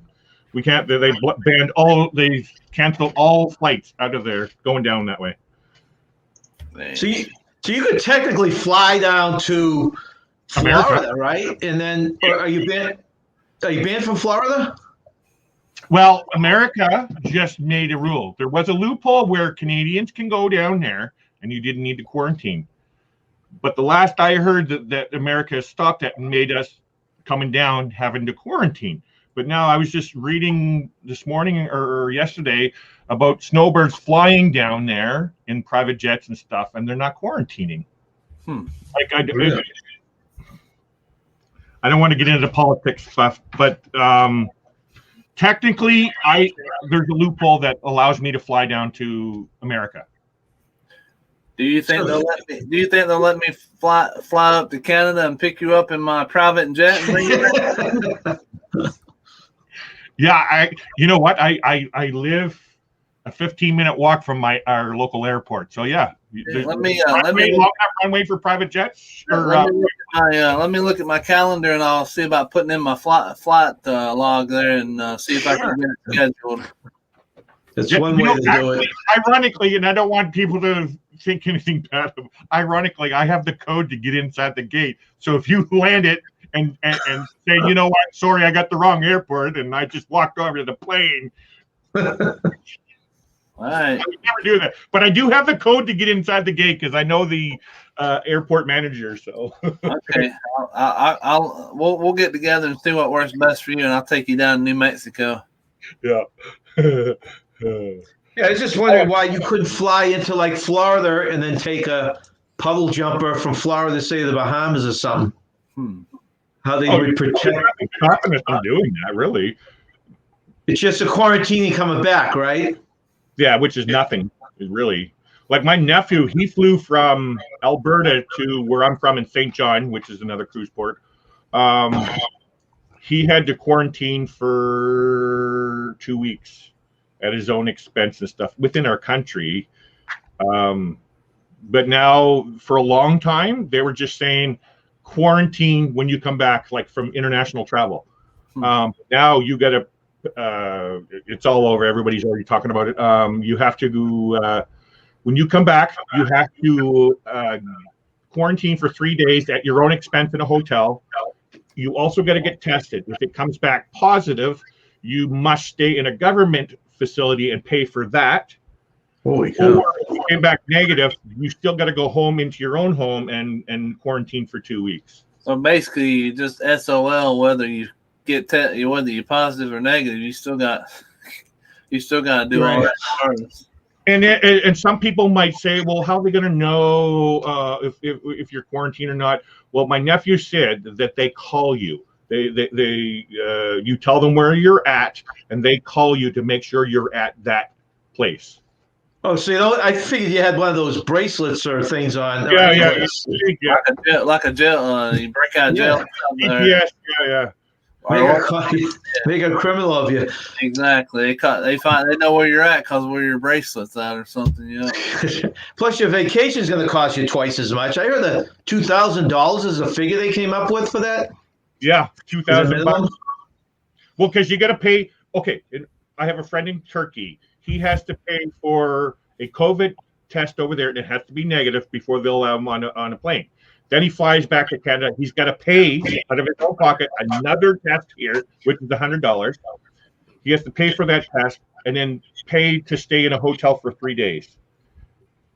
And they're saying it's coming up to like $2,000. It's going to cost $2,000. Dang. So you're like doubling your vacation, basically. Yeah, basically, because if you're taking a 7-day vacation to the Caribbean, you're taking a 14-day on top of that. Right. Almost a month. That sounds like, you remember Paul Atta from our cruise community? Yeah, he's over. You remember how he went over to Australia, and then he had to re-quarantine because somebody tested positive, and then he finally made it to Fiji. He's in Fiji now. Yep, I saw that the other day. He was talking or had some photos. So that's pretty cool.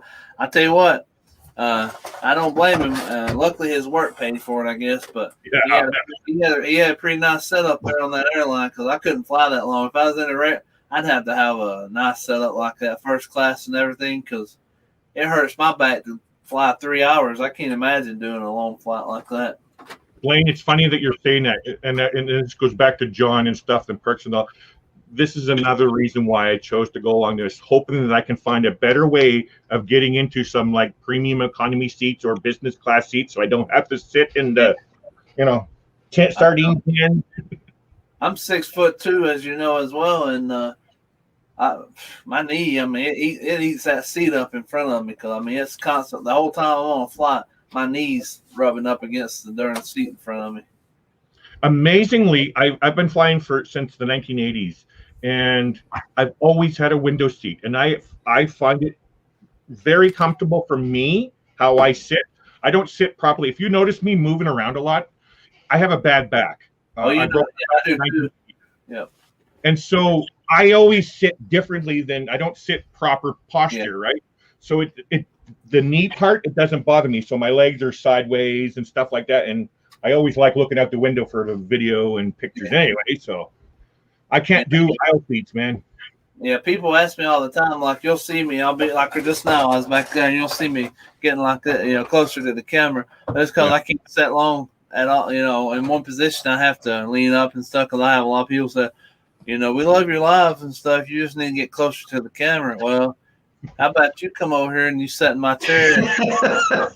How about you sit in my body for a while and you see how bad my back hurts, and you'll see why I don't get way up here at the camera. I mean, there's a reason why I do that. But I think I'm gonna do next time I go on the flight, because as you know, there's in the, I guess it's the exit seats. Anyway, there's a section on there that only has 2 seats on one row, So I'm going to sit on that third row right there that doesn't have a seat in front of me. That might be better for me.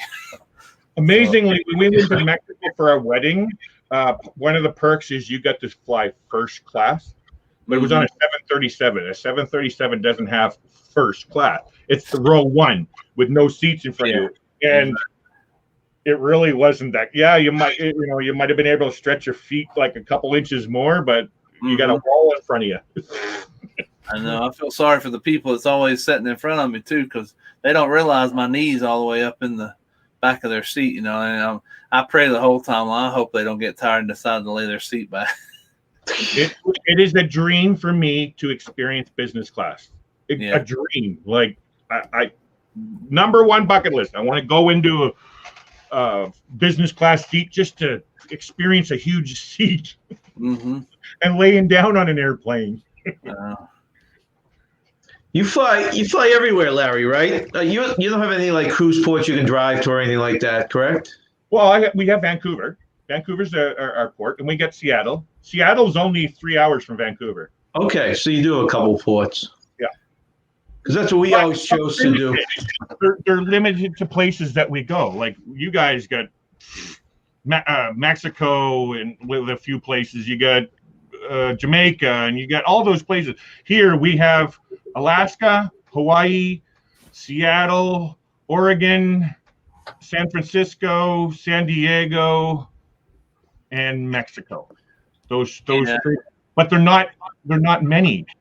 Like it's like they'll have like a 1 day trip down to Seattle. Like I'm gonna spend like $500 just to go on a 1 day trip now. It's not Right. really worth it for us. Some of the ports, the only bad thing about some of the ports, and you'll hear some of the, like I think TJ and them may have talked about this and some others, but if you go out to like Galveston or even Mobile or something, there's just, it's always the same itineraries a lot of times. You know, you're going to a lot of the same ports depending on what cruise you go out of, so that makes it difficult to certain people depending on what part of the country and what port you go out of. But yeah, I was going to ask Tyler. You know, you've heard of the St. Vincent and the Grenadines, right? no, not there yet. You've heard of it though, right? You know where it is down there.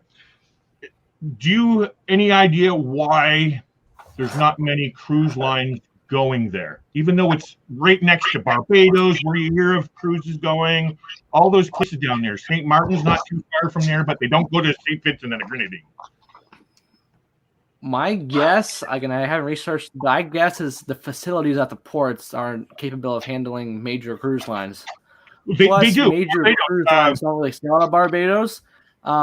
Actually, to think my knowledge, the only cruise line that sails out of Barbados regularly is P&O. They'll sail out there every winter time. So that could be a problem. Plus, when P&O sails, they sail on a bigger ship. So, again, I think that's why the Grenadines, they have that problem with not having bigger ships there, is because they can't have the facilities to handle bigger ships. To my knowledge, the only ship that I've seen recently sailing to the Grenadines as a cruise ship is Sea Dream, you know, the Sea Dream Yacht Club. Oh, that's high-end travel there. Yes, that's top notch. Yeah.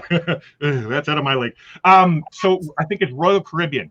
Just announced. Is it Royal Caribbean or Norwegian Line? Either or. Yes, it's Royal Caribbean. Out of Barbados, and one of those stops is St. Vincent. I already looked it up, but for me, it's $800 per person return from Vancouver to go to Barbados by plane.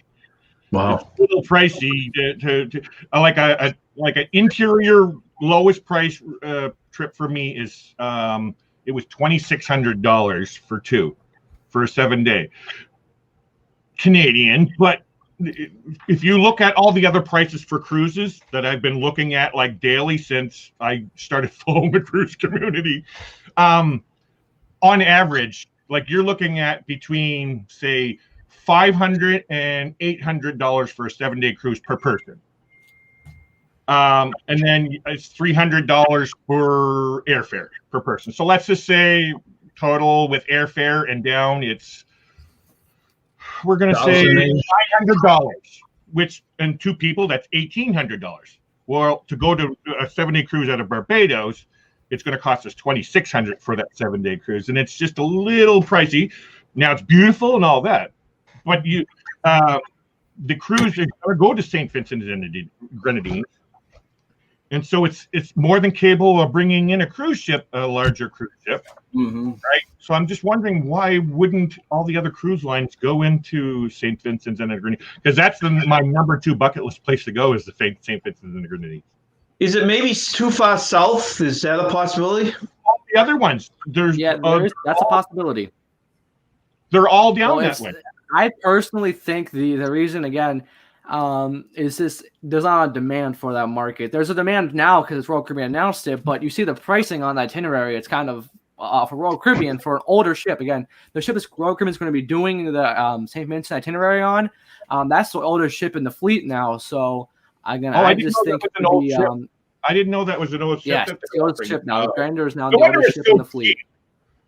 The cruise itself was $499. for a 7-day. So that sounded cheap to me for those ports. That ship though is a nice, well-kept ship. It's one of the favorites in the fleet. Everyone loves the Grandeur of the Seas. It has some of the best staff in the whole entire fleet. They always make sure to put the best staff on that ship. Oh, okay. So you're saying it's still worth it to go do that itinerary then? It's a nice itinerary. I really want to do it, but the problem here in with us and with Royal Caribbean is they have flights where they charter flights and they'll pay to go down there. So the problem is it leaves out of Miami, so that means we have to take a connecting flight from Orlando to Miami. We can't drive. We could drive down to Miami, but that's a 4-hour drive. So very interesting. You're saying it's out of Miami, because I know the price from Vancouver to Miami is $300 return. That's cheap, very, very cheap. Mm-hmm. So I imagine from Miami down to Barbados, it wouldn't be that much more then. So I take a flight from Vancouver to Miami, and then the flight. There we go. Mm-hmm. Yeah, that's the problem here with a lot of the cruises I want to do. Is some of them require flying, and flying is it takes a lot of time. It's not the money part; it's the time and the worry about missing your cruise because you fly in. That's why in our case we need to fly in the day before, just to have a little buffer there.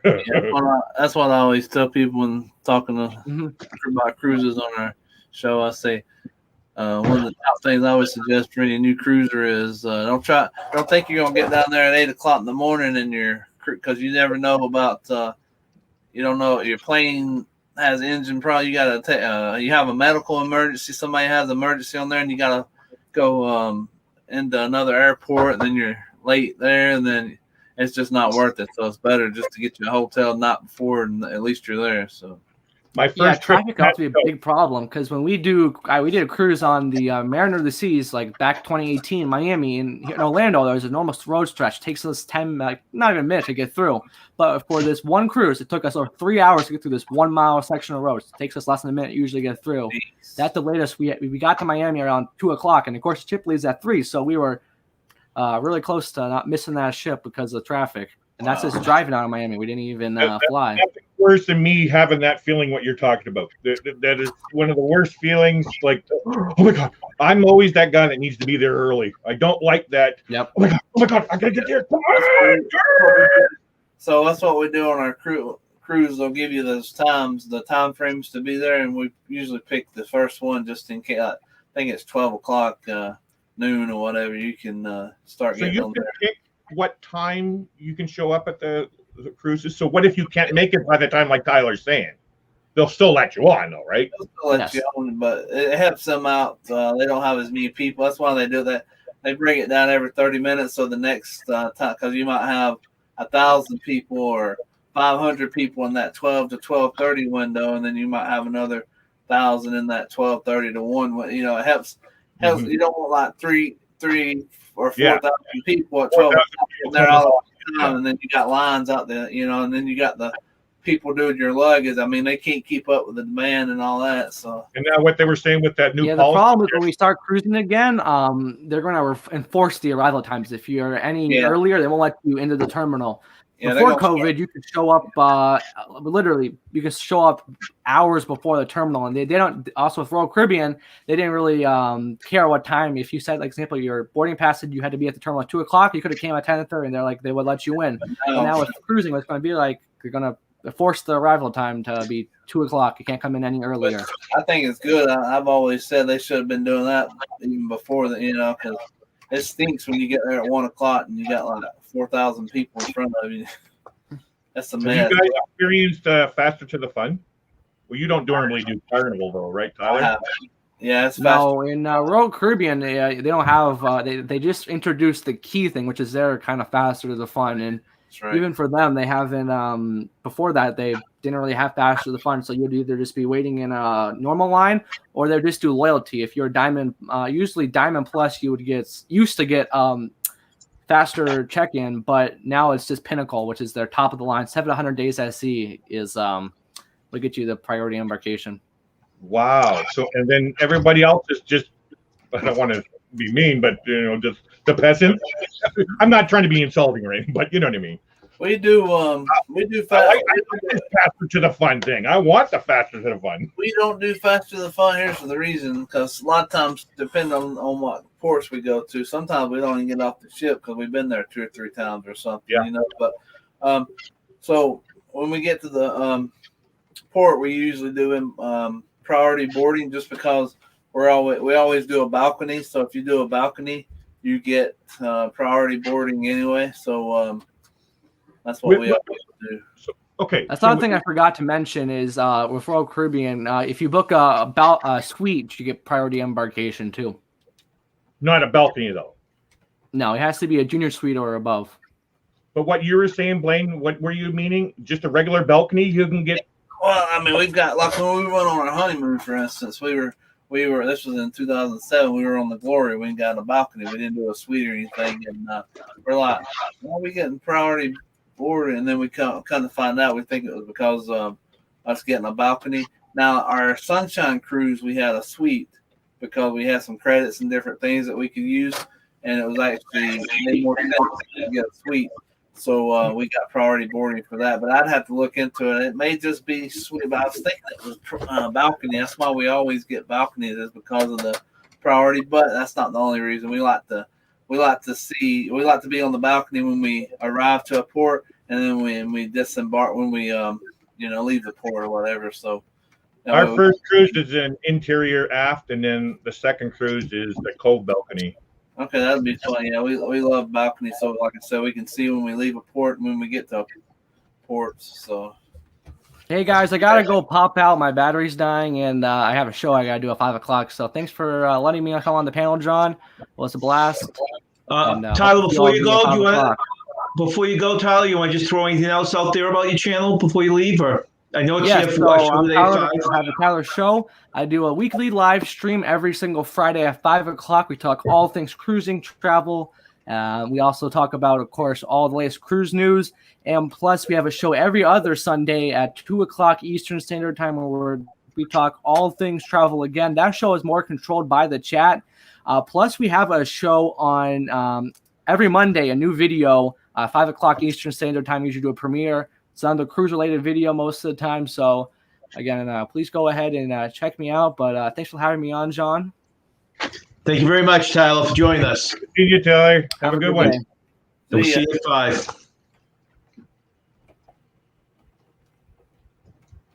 5. Let's see. Okay. What I really like about this is I don't like lineups. I don't have patience for a lineup, but obviously I have to sometimes. But that's what I want, the faster the fun. So I don't have to wait in these lineups, to get on. I don't want to, I see on the videos people are saying, the rooms aren't available till 1 o'clock or whatever. So if I'm there and you get on at 11 o'clock, I don't want to walk around with my bags, and I want to go right to the room, throw it in there, and start vacationing. Yeah, keep in mind, Larry, things are going to be totally different after it. I went through the same things. I would get there at 10, no matter what my appointment was, and there'd be a ton of people there. They didn't care. You can always arrive late. You can always get there late, and you'll get on, even if you had an earlier time. So that's not an issue. But and I would, what do you call it? My bags. So I wouldn't have to carry them around. Just carry on with a bathing suit and my cameras and stuff. But I think a lot of the stuff, like we know the what's the muster drill. We know that's going away, and we know people are going to go on at designated time. So we should be able to walk right into the cruise terminal, and then right onto the ship, stay in our cabin for the muster drill. So that whole part, which is, I think, the worst part of the cruise, with the exception of departing, and I'm sure they're going to do that by reservations too. Things are going to change for the good. Oh, so you're saying this new muster drill, which I've never experienced, but I've seen them before. It's the first thing you do before you can do anything. Then is that what you're saying they're going to do? No, go ahead, Blaine. I was just going to say it's about okay. Say your cruise leaves at 4:30. Yeah. The muster drill is usually around 4 o'clock. It's about 30 or 45 minutes before you depart. And I've been on muster drill before. You can feel the ship leaving a little bit, even when they're, and the next thing they do after that is when they have the deck party, sail away party. But yeah, it's about 30 minutes before you you depart your ship or depart the port. So. And they're talking about doing it now on your TV set, Larry, so you don't even have to get in the that part. Yeah. So, I don't mind that part. I just don't want to carry around that bag or wait in the lineups like you're saying. What? Well, here's the thing. What bag are you? I mean, once you give the bags to the guys down there on the ground, putting your luggage and stuff, are you talking about just?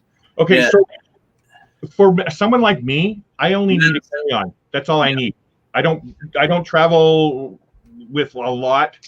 Now, with me and my wife, she might have her own carry-on, I might have mine, and so you need a little bit more going on a cruise because you got to put on some nice clothes too, as well, I guess.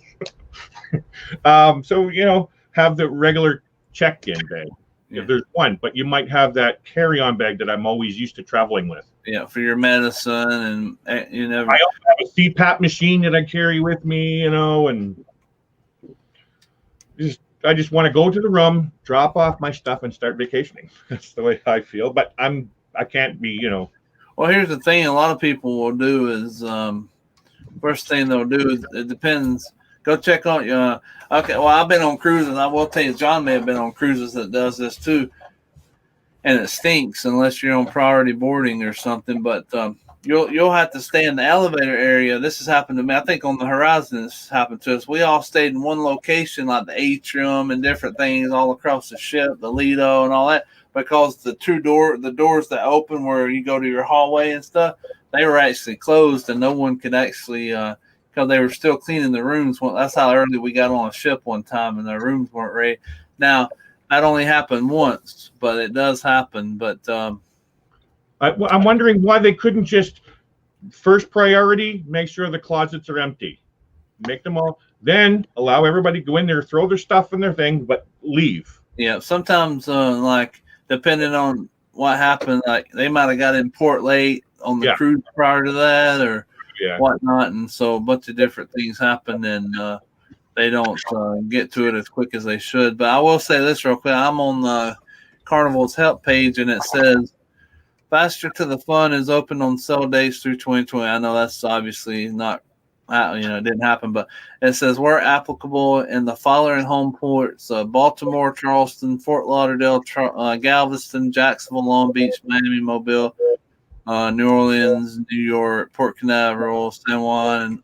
It is not offered on Carnival Journeys departures nor on cruises from the following home ports of Honolulu, Norfolk, Vancouver, San Diego, and San Francisco. So they actually don't have Faster to the Fun in those ports.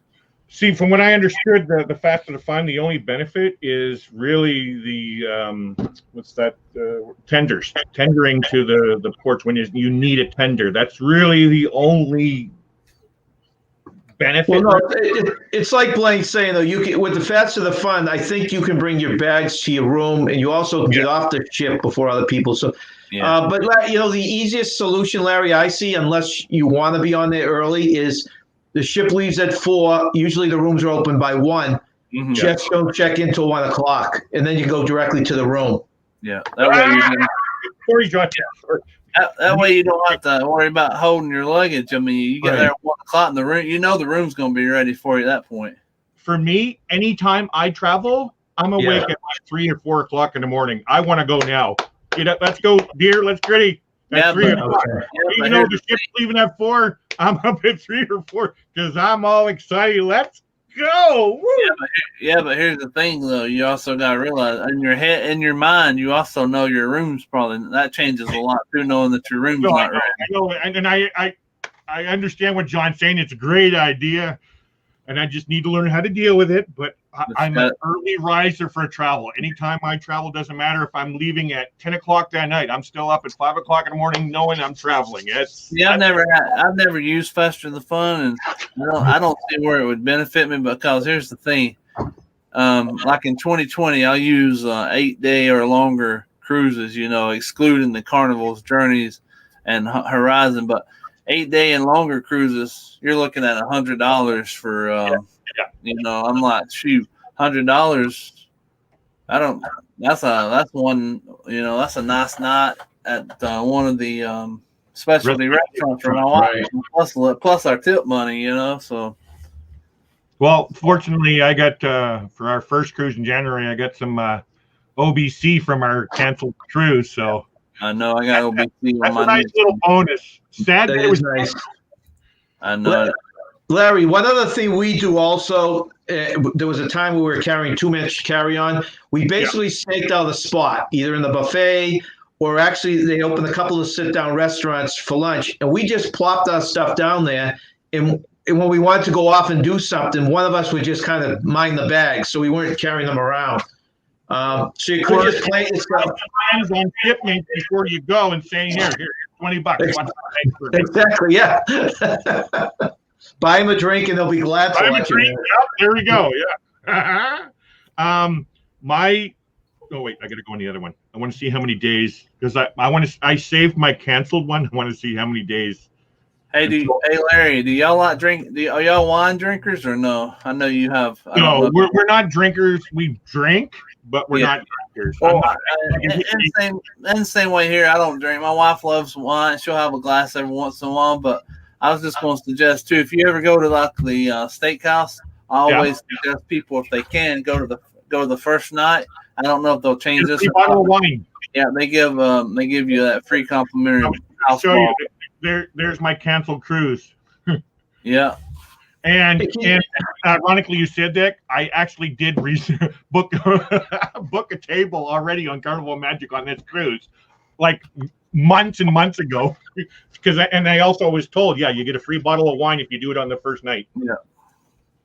Hey, Larry, do you have Shipmate in front of you there? Yes, I do.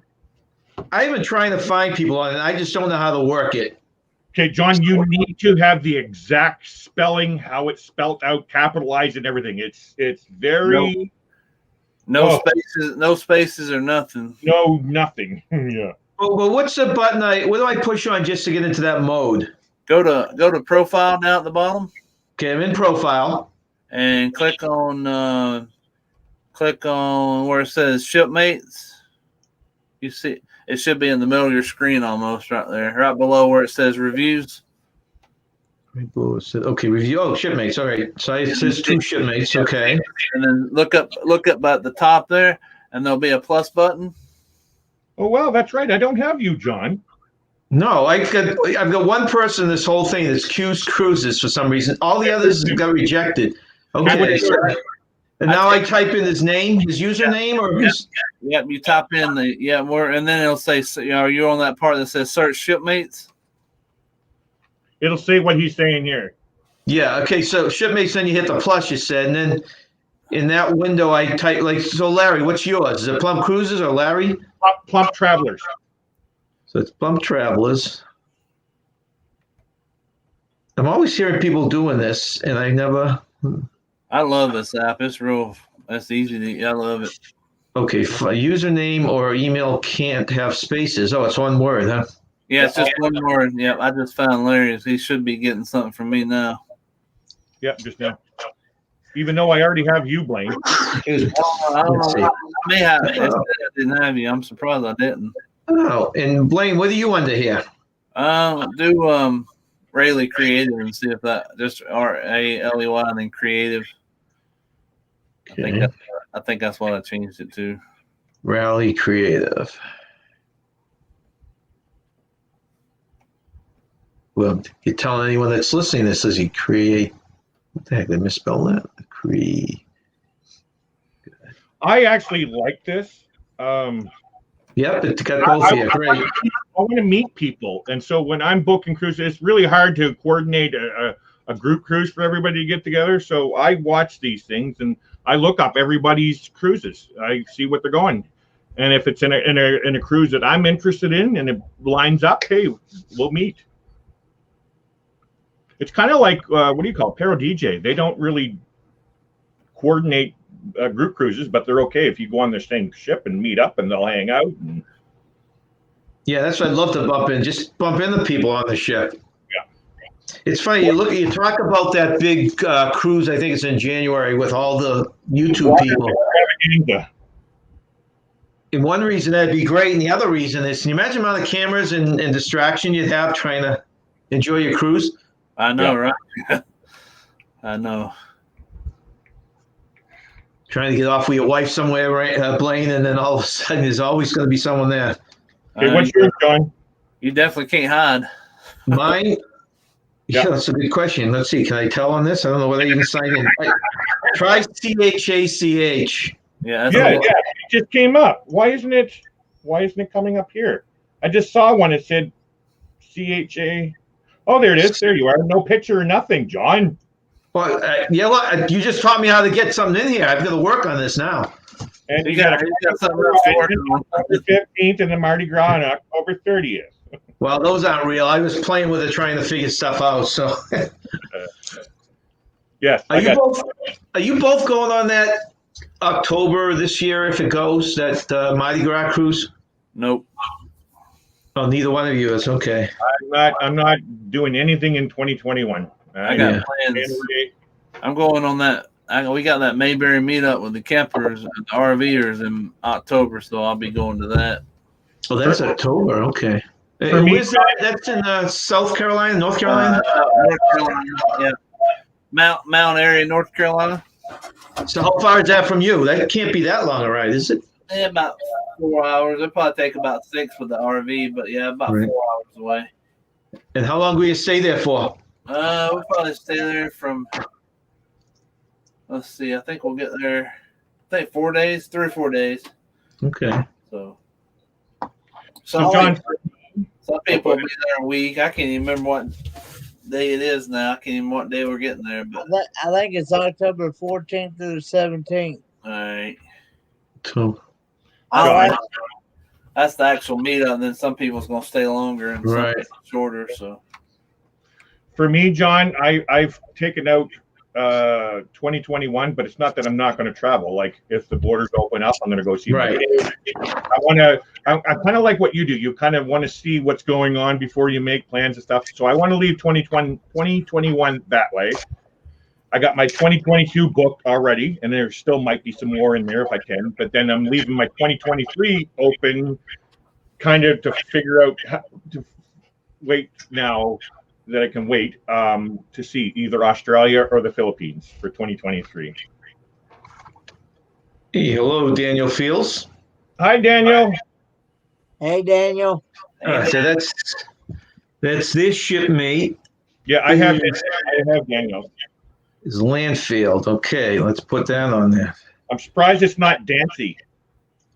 I will actually get to meet Blaine in Mayberry. Oh, so you're going up there, Kenneth. That's great. Yes. It'll be my very first trip out to Mayberry. I have never been to Mayberry. how do you know you won't meet me before then if I go to Helen for the Big Joe and Malia's meetup? Oh, no, you're not going to Helen. That's right. You'll be in at the one in Kingsport. Yeah, I'll be the one in Kingsport. I'm just stepping out for a sec, guys. Hey. Let's see, Lance. These fonts need to be bigger. Let's see. I know. Okay, Daniel, I'm on there. So can I change my name to J&N Travels from Chach? Yes. Yeah, so okay. what you'll want to do is go back to profile and up there at the top right where it says edit. Okay, back to profile, edit. Yeah, okay. Click on edit, and then right there where it says username, and then I just type it in. Oh, okay. Let's see. Your name, you should be good to go right there. And then when you get done doing that, down at the bottom it'll say save. Just make sure you save it. Let's see. Okay. Well, we'll take. Okay, so when's your next? When are you guys going out anyway? You just kind of waiting right now, as far as any kind of trekking out for a few nights or anything like that. We're wanting to go somewhere, maybe in the RV in May or something, or sometime in the fall. I mean, not fall, but the spring. Maybe on a road trip or something, but we're not sure yet. Did you say that?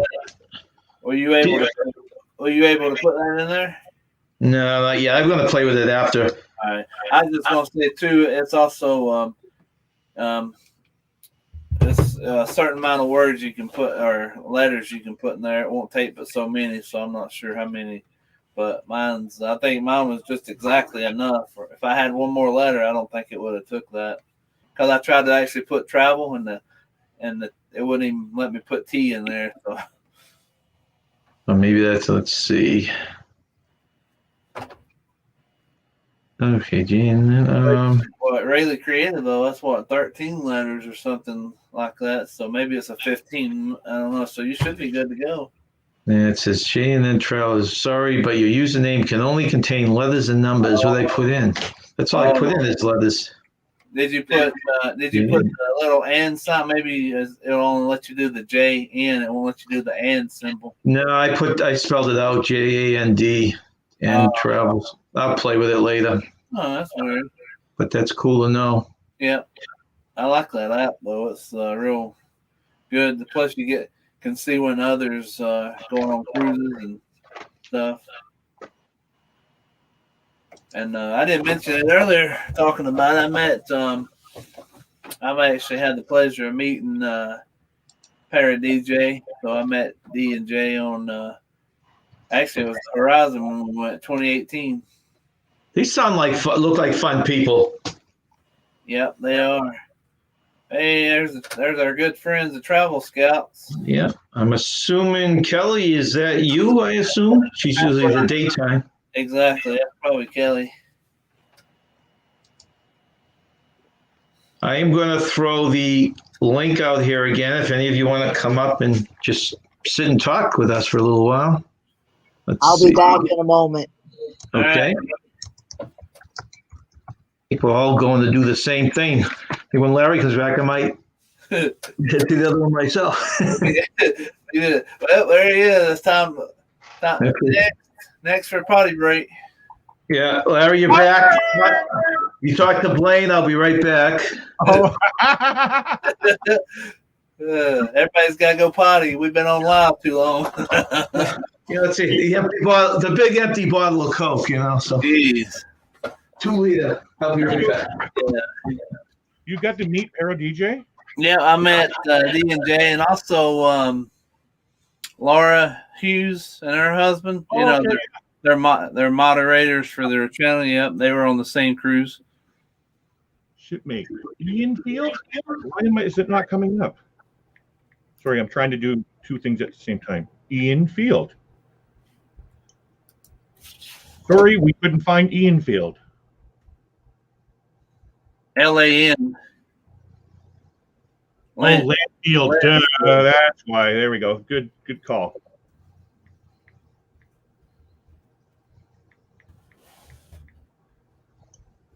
We got somebody. There we go. We got somebody in the basement when J&N gets back. How do you know? Private chat. Oh. Okay. Hey, see who it is? Uh-oh. Shh. Leave him in the basement. Especially after what he just did. Yeah.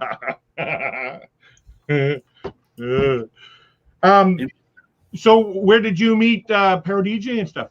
The Horizon in 2018. We went.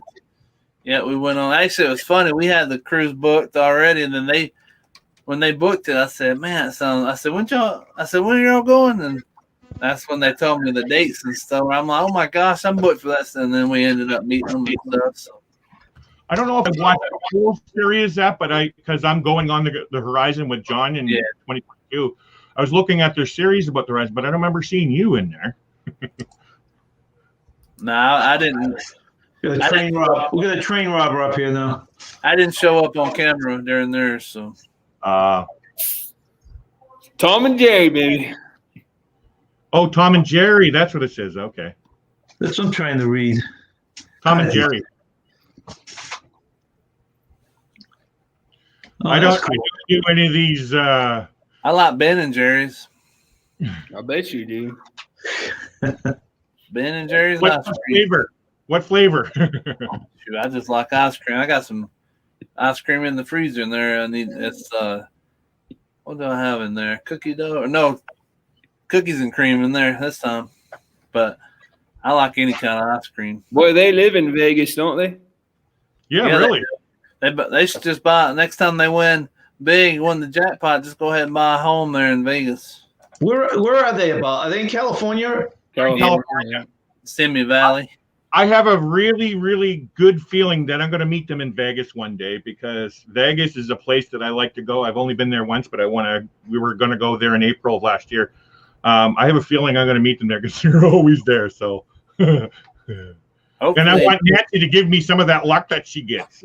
I haven't seen the boxes this size on StreamYard before. Smaller or bigger? They look smaller, and they're like, normally it's a rectangle. These are a square. Yeah. Really? I noticed That's pretty new. I know if I get hard. Yeah, that's what I'm used to right there. Okay. I noticed today when I first logged in, it was supposed to be Wednesday, but I guess it just came out. But they had the new share feature that came out. They launched this week, so I saw that too. Yeah. He's just trying to hide all the gray on him there, John. That's why he wants it that small. No, I think he likes the rectangle one. I think I've got the most gray of all of us. So, well, I'm catching up to you, John. It's a lowercase L. Yeah, he was probably talking about me with the land field. His name. Oh, you didn't? Okay. Because you didn't get it, because I thought it took it on mine. Dan, you got a shipmate thing you want to share by any chance? I don't have that. Okay. Why not? Why not? I don't know. Everyone will know exactly when you're cruising. I told you all about how well I did with that other app, the one with a beach ball. What is that called? What was that called? I don't know. I hope Ford Man didn't fall in. That is so funny coming from a teacher saying that. Hey, look who's here, Blaine. I see. Miss Ledford. I see you. Hey, Courtney, we hadn't seen you in a while. Tell it. Did you hear him? No. He said he hadn't seen you in a while. I know. Shucks. Kahoot night this weekend. Yeah, Kahoot night. We're not doing Are you at school, Dan, still? Yeah, I'm at school. Jeez. You will, for real? Yeah. She says she'll be there, Blaine. We'll find out. Right, we'll see. Who is that? That's Ms. Ledford, one of his co-workers there, teachers. Yeah. Another teacher. Okay. She's a science teacher in our pod. She's the smart one. Danny's the geography teacher. Yeah, I'm the dumb one. They now know you're doing the YouTube in your office, huh? Been spending a month talking about Canada. Huh? Duh. Larry appreciates it. Yeah. Yeah, she didn't know, I guess. She heard me, so she came in, I guess, to say hi. That was her debut. Thanks a lot, Kelly. I don't remember learning anything about American history or any of that stuff. There might have been a little bit, like learning about America. My knowledge of America is only because I have kids down there, and I want to be a part of their whole lives, right? You know what I mean? So I learn a lot. I know more about American politics than I do Canadian. Let me go close my door real fast, guys. He's gonna say something, guys. Uh-oh. So Dean also met Dawn on the Encore. I'm disrupting the ladies, I guess. Just as long, like my wife said. As long as Mr. Hahn don't pop his head, and then you'll be good, right? No, he won't care. I'm gonna take my. He'll probably hang out with us and try to learn a few things. And he probably will. He can give us some of those dad jokes and good at that. I don't think he would care at all. Yeah, that was funny that he. I remember that joke. I was talking about the butter, and then you sent me a message to say he used the same one. That was yesterday, I think. Well, because you had told me that joke Wednesday night, and then Thursday morning, that was the joke of the day. Yeah, I guess it was a good one. I feel special. Mr. Hahn used it. Mm-hmm. Mr. Hahn work with you too? Who's Mr. Hahn? Mr. Hine is the principal. Oh, Hine. Okay. Yes, sir. Hey, Dan, you got a season pass to what's that theme park? Silver Dollar City. Silver Dollar City. Yep. You still using that? Is that on the calendar year or? Man, we use that A lot. We since July we've been there. Landon and I at least have been there 4 times since July. Is that a day trip at all, or do you have to stay for the weekend? Oh, we normally stay 3 or 4 days. Like we went on July 4th. I got these passes right before the 4th of July. I got them in June, so I paid $800 for the 4 of us, and they don't expire until January 3rd of 2022. Oh, wow. And one trip for 4 people is like easily $250, $300 for one trip. We've been 4 times. We went on July 4th. We went again in September, and actually Silver Dollar City has their own campground. And so that's where we actually went camping with Johnny and Kelly, Johnny's Journey, and Vanderbilt. And then we went back in October. We had a huge ice storm at our house, and the power was out for like a week. So Kimberly's the one that actually suggested, hey, let's just go to Branson. So I'm like, all right. So we went there, and then we went again in December over like right before Christmas. We went to Silver Dollar City again. So, I mean, it's like my second home.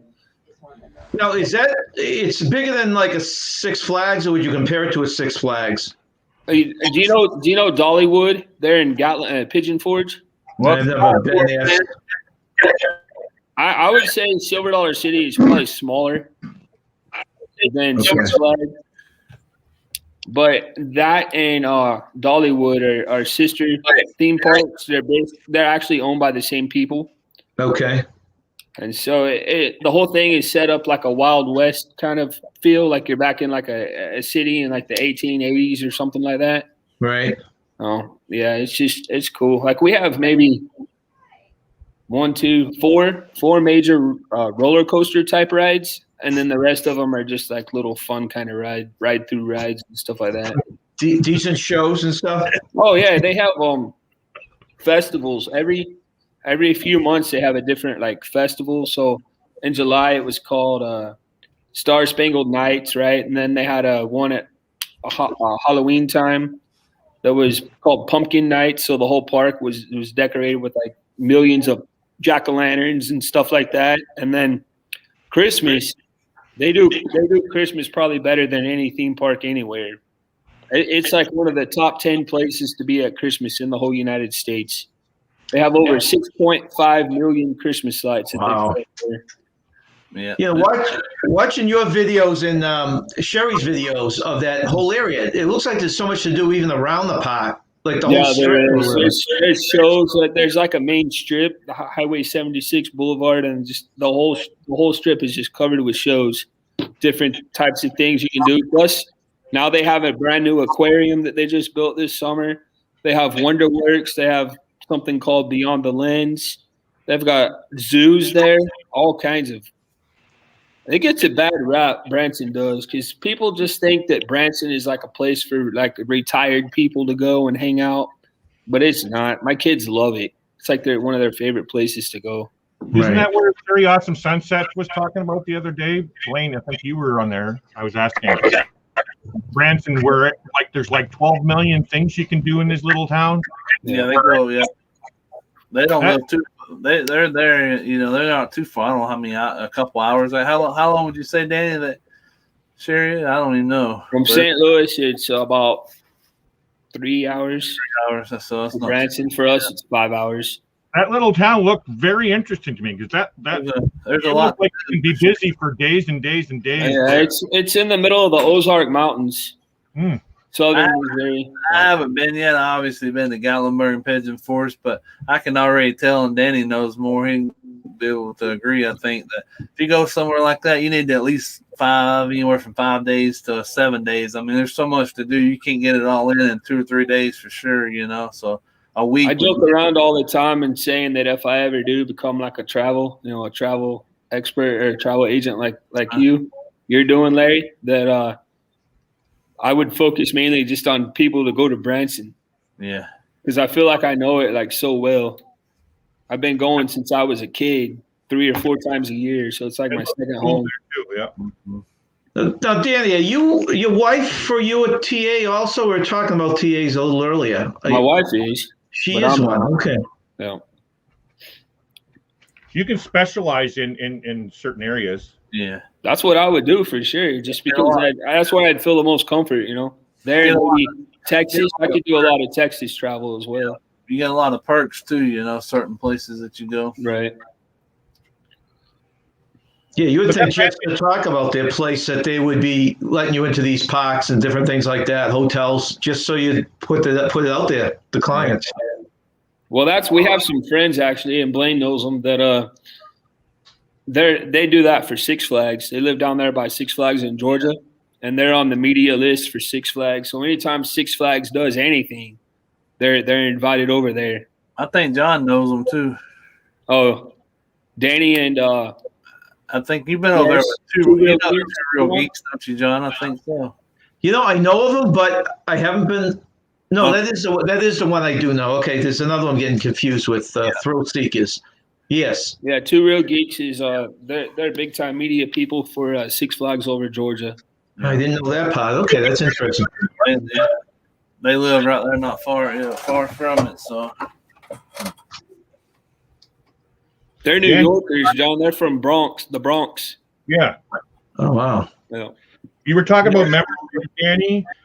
Here in Vancouver, my wife and I, we used to have memberships to the aquarium. That's for awesome. One person to get in for a day, like to get in for the day, it's $33 Canadian, but I'm not really talking about that part. For a year pass, it was $55. Yep. For a year's pass that you can go unlimited anytime you want. Stay. You could even stay at night. Like you had to pay like $8 to stay overnight or something. Like cheap. It was an amazing thing just to go have a day. Like, and we lived, like a 20-minute walk from the aquarium, right? So we were in there like daily. My favorite was the tropical, and that's where I got the love of sharks, is watching the black-tip reef sharks going around there. Right. Yeah. But like you were saying, $800 for a family of 4, man, that's a great deal, man. We have memberships, everything here. Zoo, the Science Museum. I recently got a membership to the National Cowboy and Western Heritage Museum. I watched your live that day. That's something I would love to see, especially when you show the outside. The outside, yeah, it's cool there. I'm getting a national park annual membership this year because if you think about it, how much did we say it was? 80. It's $80 for the year membership, and most of the parks that charge, some of them are free, like Smoky Mountains, for example. But if you do have to pay, most of the time what they'll do is they'll charge by vehicle. Yeah, and it's around $25 to $30 a day. Yeah, exactly. And it's $80 for the entire year. Exactly. And you go part and if you're in an area that's you can spend 3 or 4 days going to the park if you got that annual pass. I hope to do the same thing similar to what you're doing, Blaine, for sure. 2 years ago, they gave a year pass to everyone. 2 years ago, it was a free yearly pass, unlimited visits to our park. But of course, we don't have many in America. But you got some beautiful ones for sure that we really want to get to. Yeah, Larry, I've worked in them before, so. Larry, if his dad is, being like they have a certain pass, Danny probably knows exactly the name of it's called. But anyway, if you're disabled and stuff, they have a special pass for the like Larry. They have a special pass for free. Yep. Exactly for I don't pay for fishing licenses. I don't pay for camping. This guy needs to check into that. Yeah, Kenneth needs to look into the. Being as close to some of the parks as you are, buddy, you should for sure check into that. Yeah, you can go to the Smoky Mountain National Park. And of course, that one's free though. That's what I was about to say. Of course, that one's free. But if you was to go to even not just the national park, some of the landmarks and all that too. And exactly, different places that you have to pay and stuff. You wouldn't cost anything. Yeah, is that cover the whole U.S.? The whole U.S., yes, sir. Okay. Same here in Canada. All across Canada. Does Hey, that Jasper National Park, Larry, is that the one that's connected to Glacier? Yes. Well, Jasper's north, and then you got Banff, and then you got Glacier National Park and all that down south. Well, so I know part of Glacier is actually in Canada. Yes, it is. So that's part of Banff is down south. Oh, Banff, okay. Border, and then Jasper's north of that.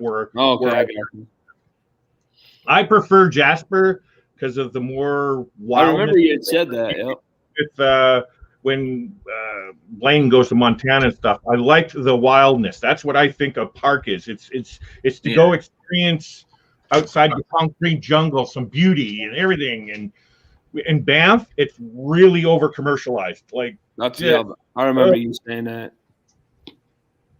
It's beautiful, and it's got wildlife. It's got elk walking around the city streets and stuff where you can get stomped on. But hey, sounds like Estes Park, Colorado, kind of, with the exception that Estes and Colorado it's too far south that they don't have grizz there. They got a golf course too at Banff, don't they? So yeah, they do. And it's right beside what they call the castle in the mountains, Banff Springs Hotel. It's a high-end, very, very beautiful castle-like hotel in Banff. I've actually mistaken the PGA Tour. The PGA Tour has a stop there. They play at Banff. It's like the views are beautiful, everything. It's just there's too many tourists in that town to really enjoy wild. You know, I love that hotel, Larry, so much. That Castle Hotel that you're talking about. That one day, I really, really hope to be able to stay at the Holiday Inn that's right next to it. Wait. You want to? There's no way I can afford to stay there. No. What would be better to stay at the YMCA right next to that? There you go. I've done that in Rocky Mountain National Park. We've actually stayed at the YMCA that's right outside there. It was all right. It wasn't that bad. I actually never stayed in a hotel in Banff. I went into town to apply for a job at Banff Springs Hotel. I had the interview and everything, and I left to go back to Calgary, but I ended up leaving Calgary. And I found out that they were going to hire me, and I left. But hey, it was my travel days. It was my adventuring days and stuff. Because like from Calgary to Banff, it's like an hour's drive. You actually can see the mountains from Calgary. You can see Banff from Calgary. It's just way too. Lake Louise. You would want to go to as well. Lake Louise, yeah. I've saw that on the video I showed the kids. I actually showed them like the Exposa travel video, and they had all those national parks, and it talked about Lake Louise and all that. Yep.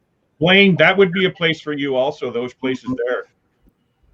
It sounds like, Larry, that your Banff and Jasper are very similar to our Yellowstone and Grand Teton. Yes. Have you guys? I just watched a documentary not too long ago. The guy climbing the face. Is it Yellowstone or is it the face? Oh, that's in Yosemite in California. Is that what it is?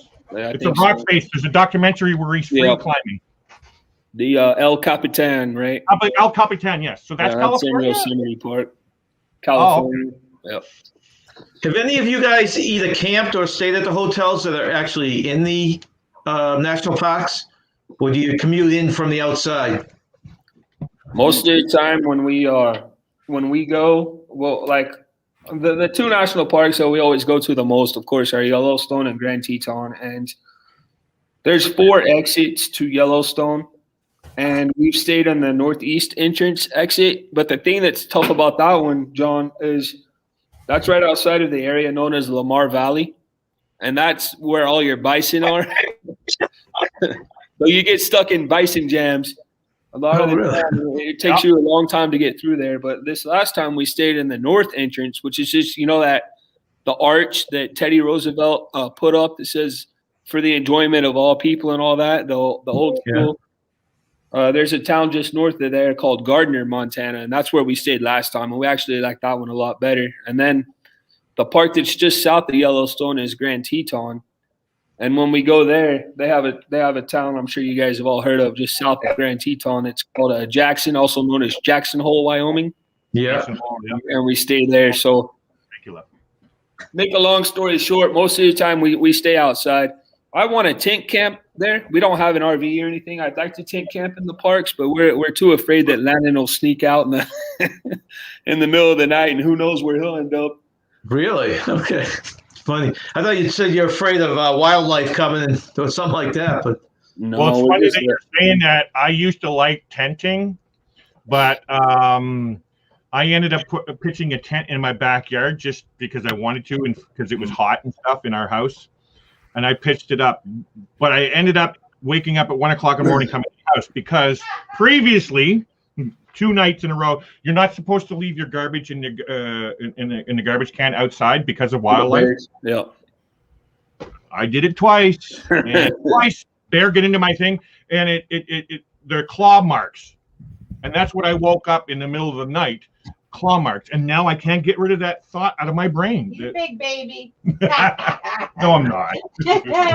But I hear a soundtrack in the background. Yeah, coming from the peanut gallery over there. Yeah, the peanut gallery. Blaine, have you stayed in the parks? I have not. When I went to Glacier, we stayed right outside of. Oh yeah, you told me the same place my cousin did. St. Mary, the lodge there. Yep. Yes. Blaine, if you ever make it to Jasper National Park, they also have a golf course there because I know you're a golfer, right?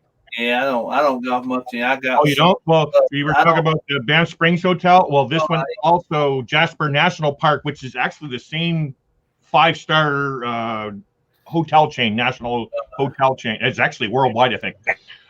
They have a beautiful golf course there as well. It's amazing. Somebody just booked this for 2 weeks, the whole resort for 2 weeks, and they're not saying who this person is. He booked the whole resort for 2 weeks. Dang. You know who it is, Larry? No clue. Probably of course, lots of people think. What's that? I'm guessing it's Kanye West. maybe Trump. Maybe. Yeah, Donnie, come up for a visit. Sorry, that was wrong. I shouldn't have said that. I respect everyone. I shouldn't have said it that way. I apologize. Just want to say hello quickly, guys. Say in the kitchen with Lynn, who just popped in, and this is what we're doing is an informal pop-up today. Thanks for joining us. Sorry for interrupting you guys. Who was talking? Go ahead. I'm not gonna stay anywhere. I pull the camper up there and find me a nice campground. We're just seeing a whole bunch of squirrels right now. John's all we're doing. Chasing nuts. You guys and your squirrels. Are you talking about the 2-legged ones or the 4-legged ones? No, Lord. We're all nuts. Kenny likes to taste those 2-legged ones. Yeah, Kenny likes tasting those Rocky nuts. Rocky Mountain oysters. Yeah. Yes. You guys noticed he's never done that video yet still. No, I'm still waiting for it. Nate, I told you he's not going to do it. He's just waiting for people to forget about it. Kenny likes that. I told Kenny that horseradish mustard might have been better if he put some of that on some of those Rocky Mountain oysters. It ain't go good on that I summer got my mustard on my hot dog here. You got what? I got my mustard on my hot dog here. Oh, Lord. Larry, it looks like you're getting served drinks and food today while you sit down. He's got a net there. She's wrapped around his finger. Can't you tell I'm on vacation? You know. Yeah, I know. You look more relaxed than I've ever seen you. And I got talking here that's making it feel like it's like the sunshine. It's hot, and I got the fan behind the computer screen that's blowing a little cool breeze. You know. It keeps them out of my hair out in the rest of the house. You just kind of lock him in the side room, and then he keeps away from it. What did you say, Kenneth? I was gonna say, y'all talking about camping. I've actually tent camped over at our Warriors Pass State Park. Yeah.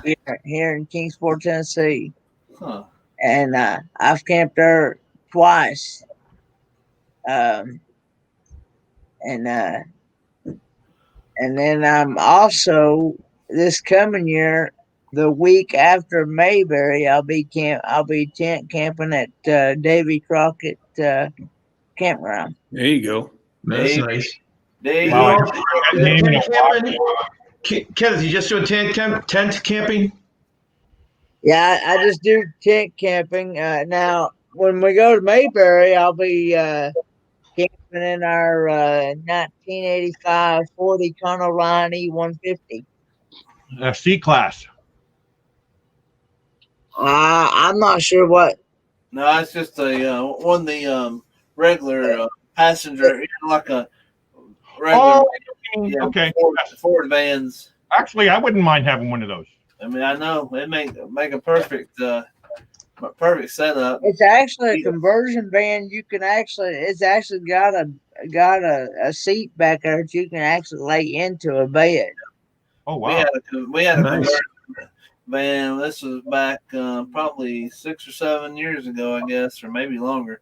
We bought a conversion van because we had two dogs. So what we did, we took the seats out and some put their kennel in there because it was only the two of us. So it worked out real good. It was a conversion van.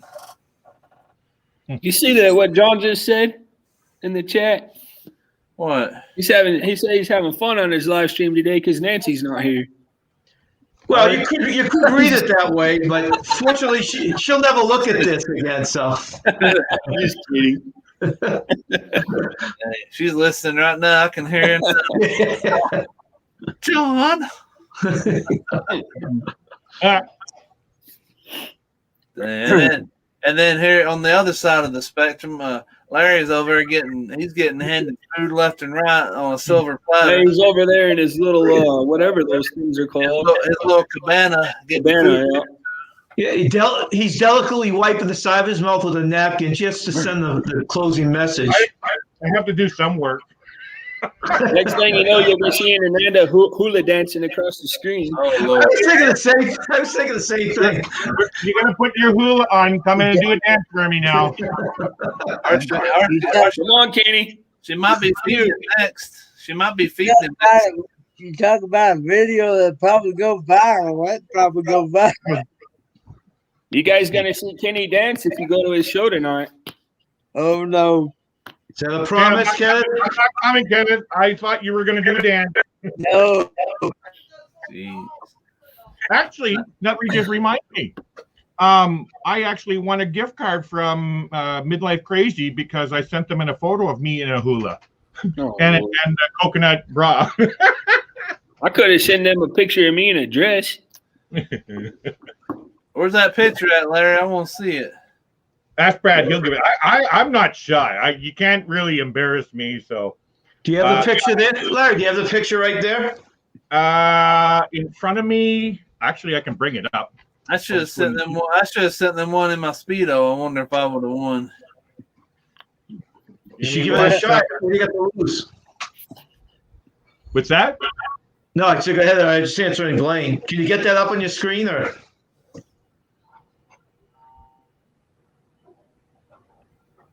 Larry might not have. He probably threw the picture away or trashed it by now. No, I'm going to bring it up here. He's trying to pull it up right now. My computer's really slow because I got the StreamYard going, and for some reason, yeah, just give him patience. Give him a little patience. He's trying to get it up. There's some little blue pills I think you could take for that, Larry. I know. Y'all went south for that one. You've been sitting there quite a while. You might have a little bit of a stiff neck. I don't know. There we go. There it is. Here. I got to download it out of the email. I would be here forever trying to find it, so I just took it out of the email that I had. You probably want to warn the chat, Larry, before you put it up. You and Blaine and Kenny probably been on live for like 6 hours, huh, guys? Yeah, I know. I'm about ready to go take a nap. I know. I'm okay. I appreciate this, man. After your live, which I have in the background here, but I certainly wasn't sit up on screen. I don't know how you guys are doing it. Kenny, he's good to go. He's good to go at about 3:00 in the morning. He's probably gonna keep on going throughout lives, and he's got his own live tonight. John, what's that lady looking at behind you? Oh, that's the maid. She's looking through the windows. That's an underwater hotel room. Oh, okay. There you go, John. Down bottom. All right, let's see how. Just for warning anyone out there, Larry is showing a picture of himself. Can we say in the bikini? Mankini. Mankini. Covering his man boobs. Nope. Uh-oh, he ain't covering nothing. Uh-oh. It's not up there, is it? I hope he didn't let a nip slip. No, I don't see it. No, okay. It's not coming. No. Hold on. Nah, it's not up yet. There, go ahead. Think that I didn't put it up there, guys. This sec, I'm gonna find the other one that had the. Sorry. I need to make this friendly here. It's a family-friendly channel, Larry. That's right. Darn it. I know. Hey, we talk about frogs. We talk about frogs on this show. Keep it friendly. Jeez. Oh, Take more wow. frogs. Chasing frogs now. Frog legs. And the Juno's back. Oh, there it is. No, I see us. That's us. I see us. That's not going to work, Larry. No, hold on. I'm going to stop this one. Oh, wow. Is this ever slow? This is either going to shut the channel down or give it a heck of a lot of watch hours, one or the other. Let's hope for the latter. Let's hope for the watch time. My principal's going to be wondering why the heck I'm still here. I'm normally the first one out the door, not the last. Helping some poor student out, I'm sure. I'll tell him I'm working hard. Yeah, doing a little extra work. Actually, he probably already left too. Larry, you never printed this picture out? Hold on. Oh, there it is. There's the one I wanted to show you. There we go. This is the family-friendly one coming now. Hold on. He's working on what, Blaine? I say he's working on his jokes for next week. Yeah, probably. This is the family-friendly photo, okay? Oh. And now, I got to figure out how to share it with you, John. We know the one you sent to midlife can't be family friendly. We don't have too many family friendly moments over there. No, well, that's why the first one I just shared with you wasn't too family friendly, and this one is, okay? Oh, you guys taking your potty breaks. I'm going to have to go house fart here in a minute. All right. Now, let's see if I can figure out how to do this. Share screen. Kenneth went to house fart a while ago. He's gone about 15 minutes. All right. Swimming lessons, Kenny? There it is. There it is. Wow. Yeah, he had to drop the boys off at the pool. I never seen you recover, Larry. We were talking about hula.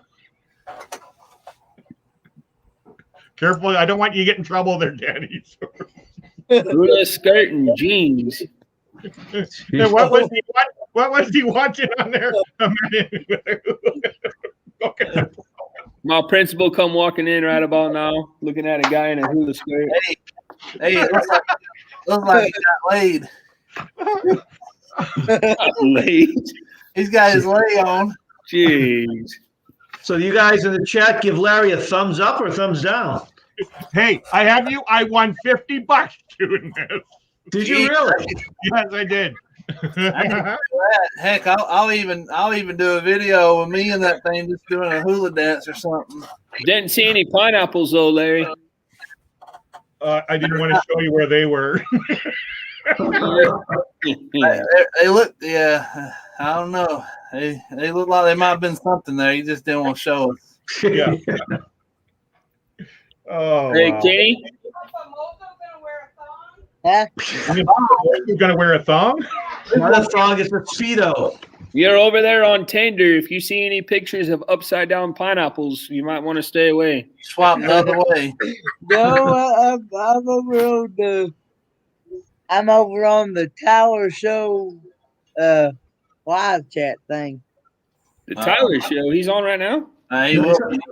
He will be in about 15 minutes. Oh, okay. Yeah. He's on in 20 minutes. We'll make sure we come down in about 10 minutes so we can go over there. Yeah, because Danny, you got to get going so he can go else far. I got to go find the bald Spanish guy somewhere around here. CC. No telling where Rafi is. Does he know where you work? Yeah, well, he's just he said after their little gymnastics competition, he'll just figure out where his daughter and all of her little buddies want to go eat, and then he'll let us know. So has he texted you yet, or? No. In the meantime, I'm going to go pick Kimberly and Adric up some dinner, bring it to them, and then I got to drop by my mom and dad's house real fast and do some stuff for them. They only live – we all live close. Like, my mom and dad only live about 1.5 miles away from us, and then my sister lives in the middle of the two of us. Hey, Dave. That's you? So we all live fairly close to each other. That's pretty good. Yeah. You been able to see your parents much during the whole thing? Not as much as they would like, but as much as we would like.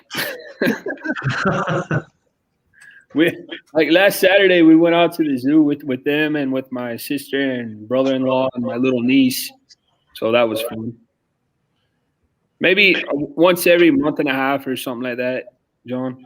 Yeah, ours is weird like that too. I've been barely able to see my mother once a month or once every month and a half. Yeah. Not to be a downer or anything, but I was just talking to my wife the other day, and I just realized my mother, if she was still alive, she would be 91 in June. There you go. And my father would be 106. No, wait. He was born in 1906, so that would make him 115. So your dad robbed the cradle? Yes. All right. That's a very long comical story. That's the way we look at it. I had another father who passed away when I was 7.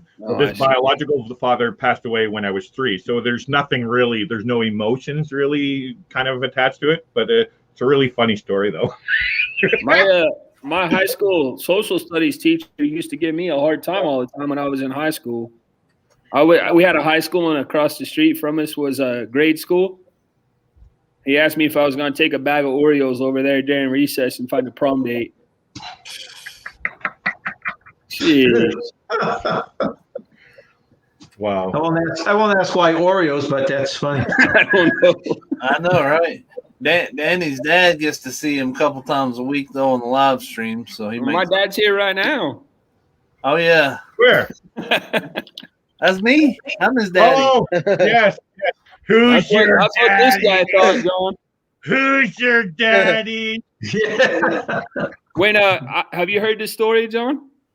I did hear I was teasing about it for a while, but I didn't hear the whole story. Basically, so a couple of people thought Blaine was your dad. Is that what the translation was? Going around the community. Ask good old Ford, man. He'll tell. I look pretty good to be 70, don't I? Kenny's the one that did it. So Kenneth, you want to tell us the story? They come up on, I think it was my panel, I believe it was. Mm-hmm. And we got to talking, and I thought that it was they were both father and son, and my dad thought that they were brothers as well. Well, the brothers is okay. Yeah, the brothers part. He thought, here I am, 10 years younger than Danny. No, 4. Come on, man. Brothers from another mother. 10. Hey. No. Yeah, 4 years, and here he thought I was the daddy. I said, shoot. Not that I know of, I haven't been on Maury yet to see get the results, so. That's the father. You are not the father. Actually, who's the daddy? I'm talking about my family is actually that same thing. It would have been a perfect Maury show. Dang. Or Jerry Jerry. George, you are not the father. Then they start a fight. Yeah, opposite. Yeah. Yeah, Where'd Thomas, Darren you go? are not the father. Yeah. Did Darren have to leave, I guess? Yeah, he had to go pick his son up earlier. Oh, from school? Oh. Yeah. Larry, you should tell your wife to come on and say hello. Tell her don't be scared. I didn't put my makeup on or do my hair either. So. Well, they want you to just come on and say hi. You are so dressed. I ain't dressed. You are dressed. I know. I'm It always always cracks me up how the guys are always sitting around like sweatshirts and hats. I can't imagine somebody being on here that's married and their wife not coming up on screen with them. I know. Right? I know, eh? You only got 2 of them right here. I wouldn't do that, would you? No, not at all. She loves being on camera. Yeah. Yeah, when is yours coming up, Kenneth? I don't have a wife or a girlfriend. Hey, now, I don't know about that second one. Kendra. There he is. Hey guys, There he is. What about Kendra? You made it home safely, Darian. You got Kendra, you got Rachel. right home. Yeah. What do you need to say if you don't have one girlfriend? That's why he's More got. than one. That's why he's got that Ford van, because he has to put all of his women in it. Yeah. Anyway, how's it going, Darren? Hi, Darian. Hey, doing great. Just walked in the door.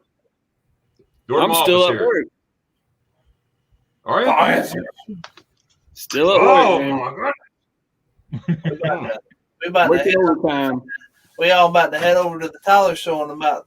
Yeah, I'm going to give it another 5 minutes, guys, and then we'll head over there. Give Blaine and Larry a chance to stretch, and I'm Dan. some work, as they say. That's for I'm keeping it going, huh? And go get my chores done. I got to do another test. Oh, Lord. I'm in school, Danny. Daniel wants to say, well, wait, you're not brother? You're not all brothers? Daniel, I'm he's his, on the strip. I'm his pappy. Yeah, we all look like Daniel. Talk about polar opposite, huh?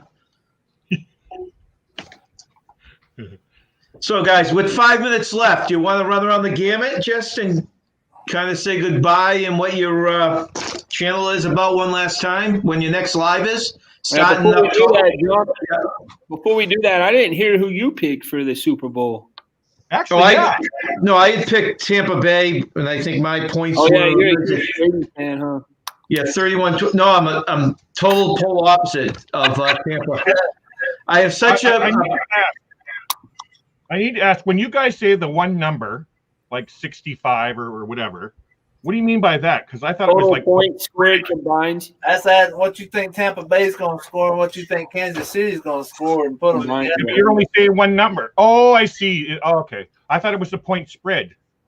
No, like I think you gave me. Were you the one that said 30-0, or was that No, I Darian? said 24. I said 24-7. I thought you were meaning. Okay, so you were A good 31. point spread would be like 15, I think, for this game. I'm not sure what the point spread is, but I had heard it went down to 3, but I still have a chip on my shoulder, as you all know, against Brady. So that's my choice. I'm choosing Kansas City, but I think Tampa Bay is going to beat them by the opposite of what you said, Dan. 2 touchdowns the other way.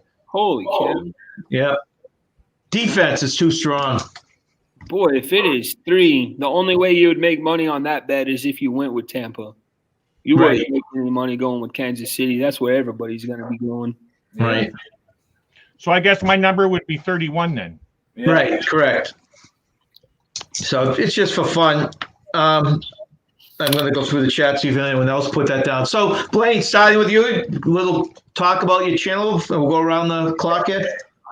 So I'm Darren with Magnificent. I love Germany. I'm a U.S. citizen. I love America. Fresh. Proud American. That's pretty good. And what's your favorite dessert? I don't charge a penny, a red cent. I I'm Blaine with Rayleigh Creative Travel. We go live Mondays at 8 p.m. Eastern, and we talk about a little bit of everything when it comes to traveling. So we also have a Facebook group called Rayleigh Creative Travel Tribe. So come on over and look for us there as well. And we do hangouts every once in a while. We did a hangout this morning for a couple hours, so 3 hours or so. And yep, that's about what we do. Sometimes we chase squirrels. You never know. What? Larry, it's your turn. Squirrel? Speak, Larry. Speak. I'm Larry from Plum Travelers.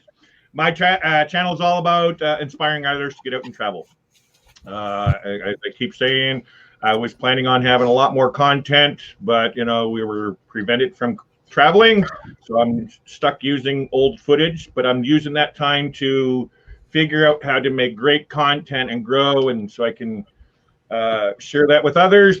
But I do have cruises books, which will eventually have travel content and all that kind of stuff. And I'm working on some more projects to learn more about travel, and so there's a lot more information. Plus, I also have plans on some like a game show for my channel in the future. I used to do lives, but I've temporarily put them on hold. But eventually they will be back up shortly. And yeah, I have a Facebook page. I have Instagram. I have Twitter. I also have my YouTube channel. Yeah, go check them out. There we go. Thank you, Larry. Kenneth? I'm Kenneth Oakes. I go by Ford Man on YouTube, and I just do taste test reviews, and I do Kahoot every Friday night at 9 p.m. Eastern Standard Time, and I do a panel talk afterwards. And then on Sunday nights, I go live at 11 p.m. Eastern Standard Time with the late night show. You just come up, talk about your channel, hang out. And then on Wednesdays, I go live at 5 p.m. Eastern Standard Time and just hang out, chill, and talk about your week. And then I do taste test reviews. Some of it's exotic food, some of it's spicy foods. And then I also hope to put out some auto mechanic videos in the near future since I'm in auto mechanic school. Great. Thank you very much, Kenneth. And I think it's Danny. No, that's not Danny. Good, Danny. All right.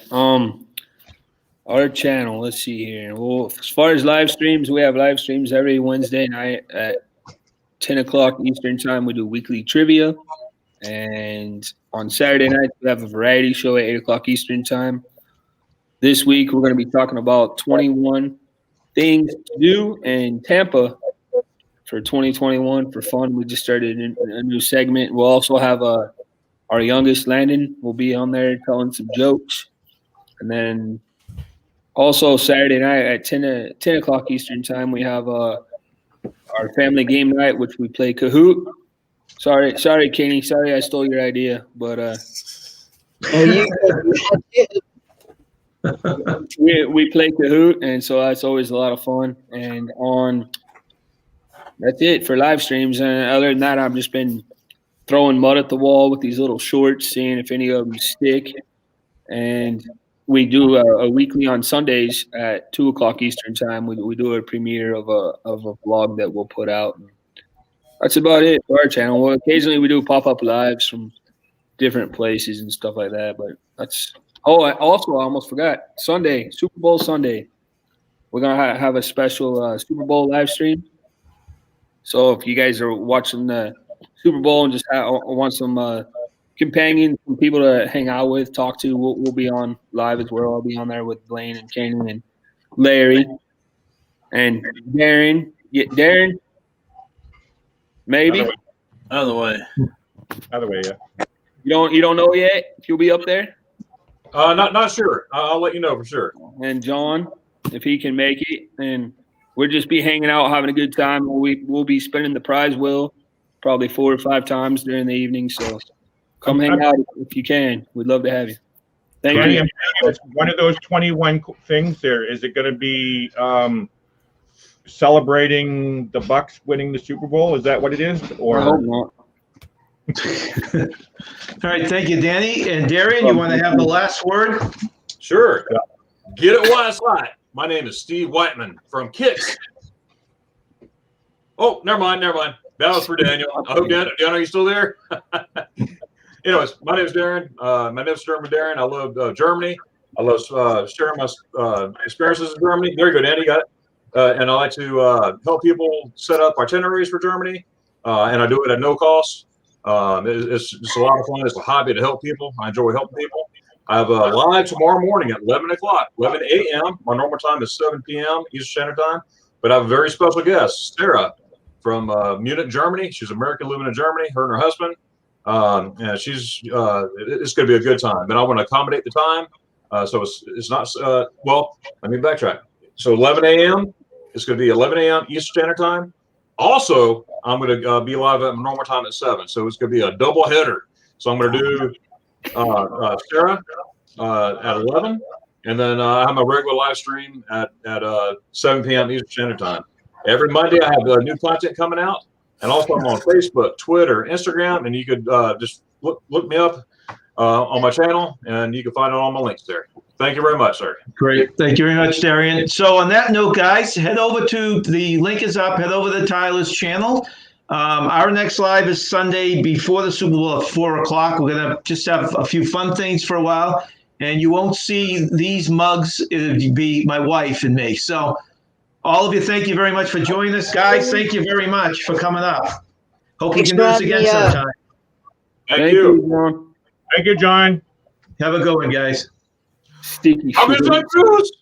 Oh, you got it. All right, that's the end of our pop-up. Hoping we can do this again in the future. I really thank the guys who popped up and hope a few more of you, I'm looking at you, Daniel Fields, will pop up on the next live. Have a good day, everyone.